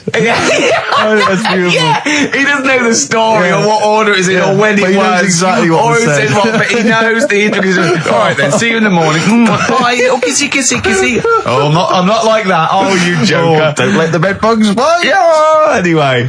so he gets up. Do you want a paper tomorrow? No, I'm alright. Go on. He gets up and they say, right, you know, today's the day and that. And he said, well, you know, I've got used to the idea. So here's a white line for you. Got used to the idea. Go on. So they go, right, you ready then? And he said, I go on. And they cut his head off. And the body walked 32 steps without a head. Wow. 32 steps. Incredible. And that's the lesson, really. Did it get as far as it walked along the white line, did it? Yeah, it stayed along the white line, did 32 steps, and then started to stumble a bit, and it just fell over. Yeah. But, you know, it was a test that your body can still keep alive for a little bit. Yeah. When you've lost your head. Absolute twaddle. Absolute twaddle. What do you reckon you can do then without an head? How many steps? Nothing. There'd be muscular spasm, right? Yeah. It would twitch a bit. It would, yeah. You could not distinctly take 32 steps. The body... Well, don't... Yeah. Is the doctor still on the line? Yeah. The fella that bought 6 parrots. Yeah. And, you know, you could have got 32 steps. Right, so you don't believe man that. doing a bit of line dancing. Right, you don't believe that, but something that you do believe that a cockroach can live a week without an head. It can. Slightly different kettle of fish there. Why? Wow, insect to human is what I'm thinking. Yeah, that difference. There's not that much difference in Well, of some course there insects. Do you know that a snake has a heart and lungs and kidneys and stuff? Go on. No, well, I'm just saying. So? You're making out as if like they're a totally different, like... Species. I am making out. I mean, call me old-fashioned. Do you know what you're talking about? I don't want you embarrassing yourself, Rick. Yeah, I am suggesting they're totally different beings. Yeah, that is... Yeah. Now... Carl, the cockroach is a very different thing. The interesting there is that it lives without its head, because a lot of it's on, there's some of them are phototropic, chemotropic, some of them just literally have, irritation and muscle memory. I mean, they do have a central nervous system, but it's very different. So if you lose the head, it bypasses a lot of that anyway. All this is running around. The reason it dies is because it can't take on water. But it's very different to a man, right, having consciousness and then losing that, and the body's still going, no, I think I remember what I was going to do here. Yeah, so I'm going to carefully walk 32 steps along this white line. Imagine you just looking down going, oh, missed a bit. Yeah. Maybe the head was in the corner going, left, left, left. Oh, he's now... Well, let's just put it out. I mean, if anyone listening has maybe had a relative beheaded, maybe in a horrendous car accident, but they got up, maybe they went for a walk, they had a little chat. Oh dear, Carl. Get in touch. Carl, you are my favourite being. You are my favourite species. Now, you, Carl, may not be particularly different genetically from a cockroach. You are, why can cockroaches do that? Why whoever made them went... Let's play a record. Do you know what, when I told him this fact, I send him little facts on text messages just to inflame his, interest. I just sent him a cockroach can live 9 days without its head. He texted back, what's the point of that? Yeah. What's the point of They're that? not doing experiments, these cockroaches. It's a boring last week to have. And he went, and on top of all that, you're thirsty. So it's the worst week of your life, isn't it? That week without your head. Play a record. Play a record, Carl. Competition time next. Oh. Look at his little face. Look at his little You've not heard Carl's competition. Oh, he could do without an head. Made famous, of course, by Jimi Hendrix. Yeah. That's All Along the Watchtower, as originally done by Mr. Bob Dylan. On XFM 104.9. So, Carl, just take us through the moment where you gave this gift. Firstly, So you went into Boots, right? You thought, all right, 100 condoms. Brilliant. Okay. Did you wrap it I up? don't know if it was 100, probably 80. Right, okay. Yeah. right? You don't want to go mad, do you? Wrap them up. I'm just resting easy knowing that he's not trying to breed. Right? No. Yeah. So I got her them. I got her Grease on DVD because she's always watching that. Yeah. Right? Yeah. So just think of when her mum said, what did Carl get you? Some condoms and grease. I was just, I'm glad he said on DVD.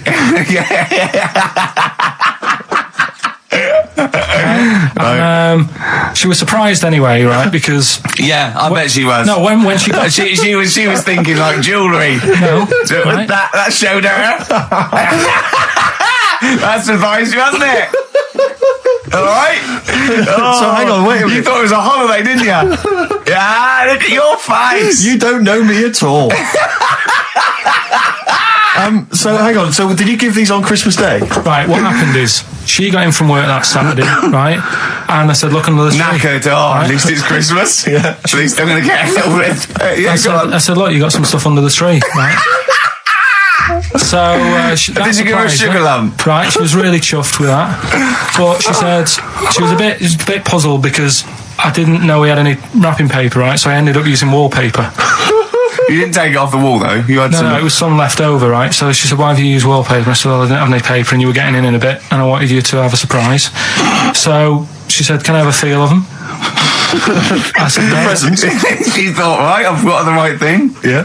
Right. And then Christmas Day, I said, no, don't get carried away. It's nothing really good. You know, we said we weren't going to buy each other much. So there you go, open them. Yeah, go on. And Can I just ask, had you received your present from her yet? yeah. So what had you received? What did they have? Had some shoes, Nice. right? Getaway game for PlayStation. Nice. I'm just totting up the value of this. those. Go on, yeah. And just also think about how much fun and pleasure you get from them. Yeah. Although, of course, condoms, I can see the Well, see the appeal. Well, okay. So yeah. I think But also add to that bit 150 quid for a meal. If you're going to start totting up, 150 quid for a meal. I bought her some shoes, 72 quid. Yeah, that was after the event, then.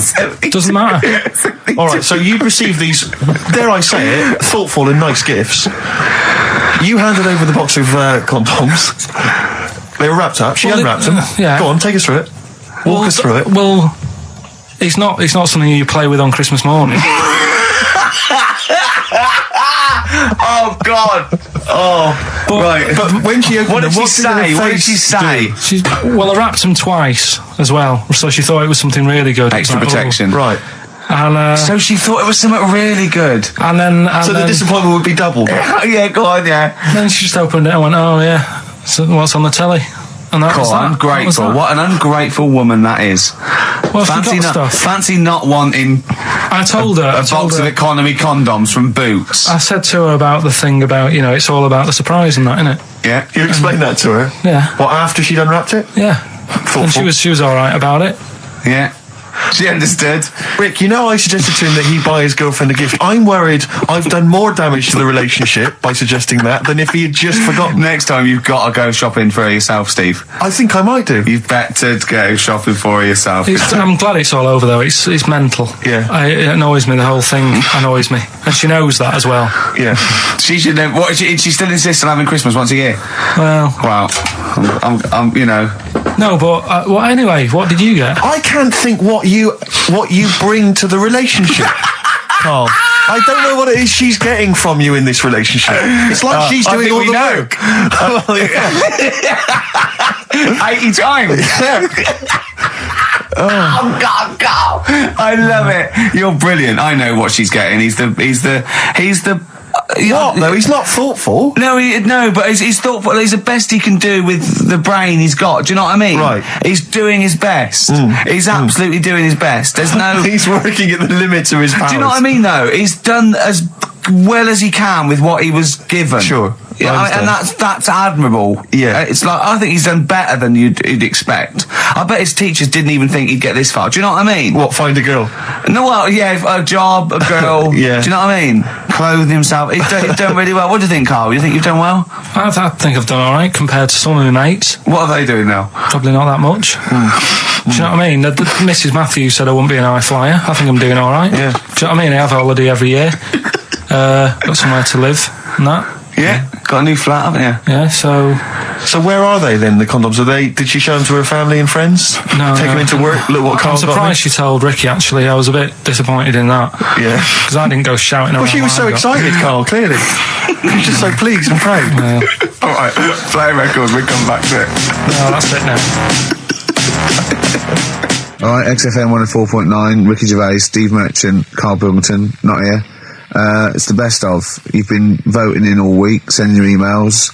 So here's the clips that you wanted. Something I watched the other night, that was just good. Again, you know, I learn stuff from the telly. I don't watch the news. Yeah, well, you don't learn stuff from the telly. You know, I'll tell you what, though. You told us there's a fat baby in the world. Forget about them. There's a spider eats chickens and there was a fat kid. Forget them in Iceland, right? Yeah. We'll give them Rockbusters later to do, right? Iceland! But what's her name? I'll tell you what is interesting, Steve.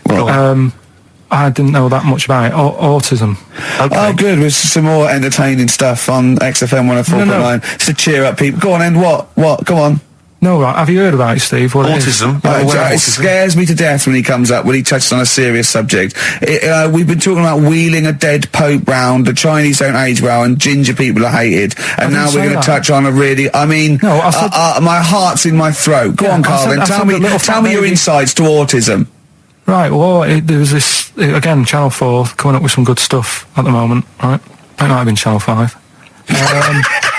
But what's the name? It's the attention span I like!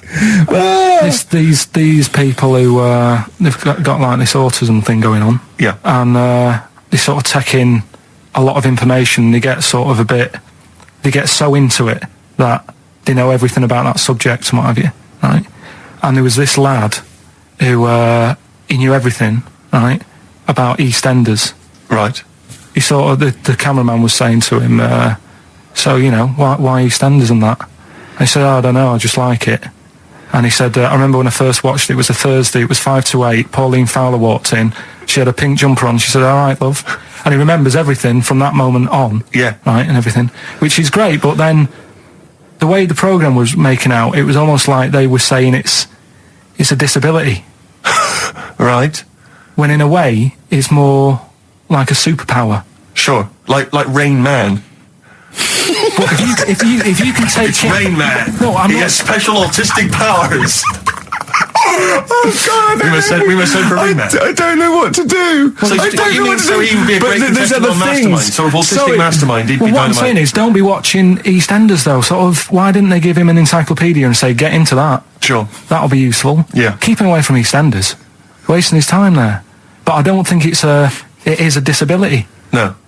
Yeah, there are other things, and they're not. It's also autism is a matter of degrees. From what I know, and I'm sorry to have to do this, but I feel that I have to at least be the voice of reason, as ill-educated as I am on the subject. But I think there's degrees of autism. I think some are higher performance than others. There's other issues with it. It's not they're just got good memories. They don't go around doing tricks for people because they can remember stuff. There are other issues with it. Do you know what I mean? Well, I mean, they seemed a bit... But you watched the programme, what did you learn? That he knows when Pauline Fowler came in? Yeah, I mean, there was other bits where they couldn't control her emotions and stuff.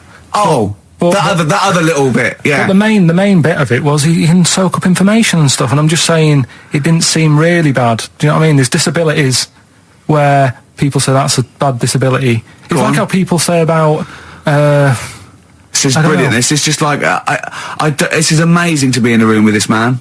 It's incredible. You just wind him up and listen to what comes out. And I'm going to sit back now. I'm not going to defend you or explain anything. Just go on and tell me about the other disabilities that are worse. No, what I mean is how people can sometimes easily get mixed up. How people are scared of like a cyclop. When at the end of the day, he's got a disability. A bloke. Who's scared of a cyclop? No, it's apart from Jason and his Argonauts. Where's this cyclop that you're scared of? No, I'm just saying in history and in books and that. No, not in history. History happened. Yeah. What are you thinking of? You're mixing history with Greek mythology and Roman mythology and every other type of mythology. What do you mean there wasn't really a giant cyclop that went round picking up ships and throwing them around? That's not history, Carl. Do you think Batman's history? No, but it was ages ago, wasn't it, when we were sort of... No, I'm not saying it didn't happen ages ago. I'm saying it didn't happen. Well, he might have done. There's no... I mean, what's so ridiculous about a fellow with one eye? in the middle of his head, and he's big and scary and lives in a Why is he cave. scary? Because what if he had 8 eyes? I'd be scared of him. At the end of the day, he's got a disability. We'll talk about it in a bit. That's the sort of thing I think we need now, right? We've covered a lot of stuff. What, education? But teaching, yeah. Well, okay, what do you want to know? Don't know. Have you got something? Can you educate us on anything? I've been reading bits So could we bring back just for one night only, educating Ricky? Oh, I'm excited. Yeah? Do you think it warrants that? I don't know enough about it. You know what I mean? About what? It sounds perfect. Play the jingle. Educating Ricky, he's getting smarter. A couple of things happened in the week that I read about. Okay. Keeping up on what's going on and that. Sure. Yeah. One was about that Galileo fella. Okay. Was it about 1636? Was it? I think it might have been earlier. bad. Go on. Did some stuff with light and that. He did lots of physical experiments, yeah. Is that it then, Carl, is it?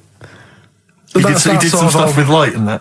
What did he do with light? What was that? Well, I think he invented the first... Telescope? Telescope. So I think it's a particular lens, though, and he did experiments where he dropped famously two different weighted balls from Pisa, and they hit the ground at the same time, showing that it doesn't matter, the weight doesn't matter, but air resistance does, and stuff like that. I think he probably explained it a bit better than that. Yeah, but I'm talking to Carl. Sure. Did they need to know He's stuff? just thinking about pizza. Yeah. Did they need to know stuff like that back then? What do you mean, did they need to know stuff like that? It's just... There weren't people going around going, I've got to drop these 2 things off the Bleeding Tower of Pizza. I just don't know which one's going to land first. Yeah, I need to know. Why do you need to Bring know me that? Galileo. Yeah. It's for a bet. Yeah. No, but if I was knocking about then, I'd be like, stop messing with that. We need a telly. Or, do you know what I mean? I bet he thinks the Flintstones is real. I know. That'd be brilliant. That's what I'd do if I was a caveman. I'd make a telly out of rock. Yeah. And a pelican And a as car a that I cement just mixer. ran along the road with. Yeah, exactly. Yeah, we need a car. Yeah. Well, we haven't really got the internal combustion engine. Can you stick your feet through the bottom? Yeah, just get me a car, for Christ's sake. Anyway, so I learned that. And then... What? You learned his name. Yeah. Other people I learned the name of this week. Oh, if a chimp could watch telly. Go on, Carl, go on. Right. Badly drawn boy, born again. Right, just get this educating Ricky out of the way. So, Turkey, yeah. So what is this again? His educating Ricky is the tip included. Right. Apparently a fellow was on holiday in Turkey. Just having a normal holiday. Weather's good. You know, he's having a good time. Weight is all normal height. Yeah. He's having his meal. He hears a load of screaming going on in the kitchen. No. Has his girlfriend wandered in there? And they do, With a step ladder. the circumcised people in the kitchen, and apparently... What are you talking about? Whoa. Slow down. We were Sorry, talking there for a minute. what are you talking about? I'm excited about 2 things at once here. One, they circumcised people in the kitchen. 2, I guessed it was someone losing the end of their knob. He did, yeah. I started thinking like Karl Pilkington. Extraordinary. That is amazing. Apparently it was going on. It wasn't just a one-off either. Well, when I say a one-off, I mean they did it more than once. Yeah. Right? And there was... He was there for a week, and apparently the first night it was quiet, and then the rest of the week, every day, he'd be like having his breakfast, or even his lunch, or even his tea. Yeah. He'd be doing it all day. Oh. You'd be hearing Lunch and screams. breakfast, fair enough, really. Yeah, Circumcision at tea time. Don't do that. And apparently it's a tradition over there.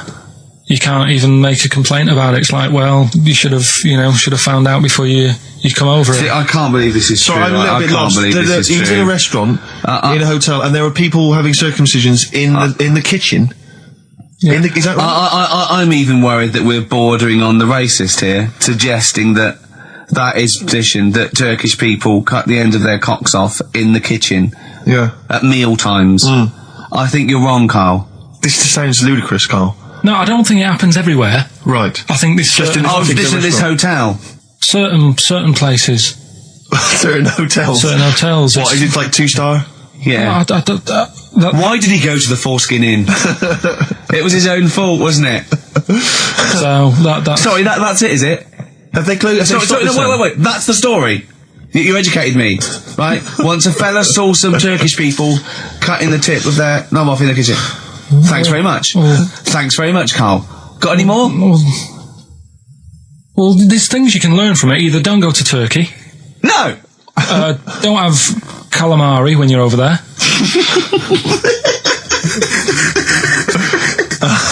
Oh, Carl, you've done it again. Well,